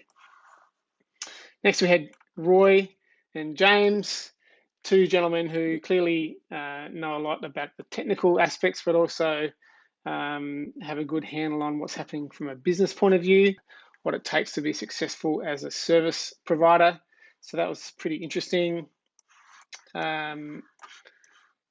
Pascal's big presentation all about what MEF does kind of came down to three main areas: standardization, certification, and interoperability.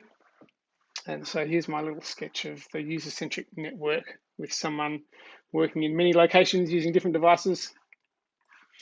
The panel that John hosted with Rupesh, Bob, and Laurent was pretty interesting.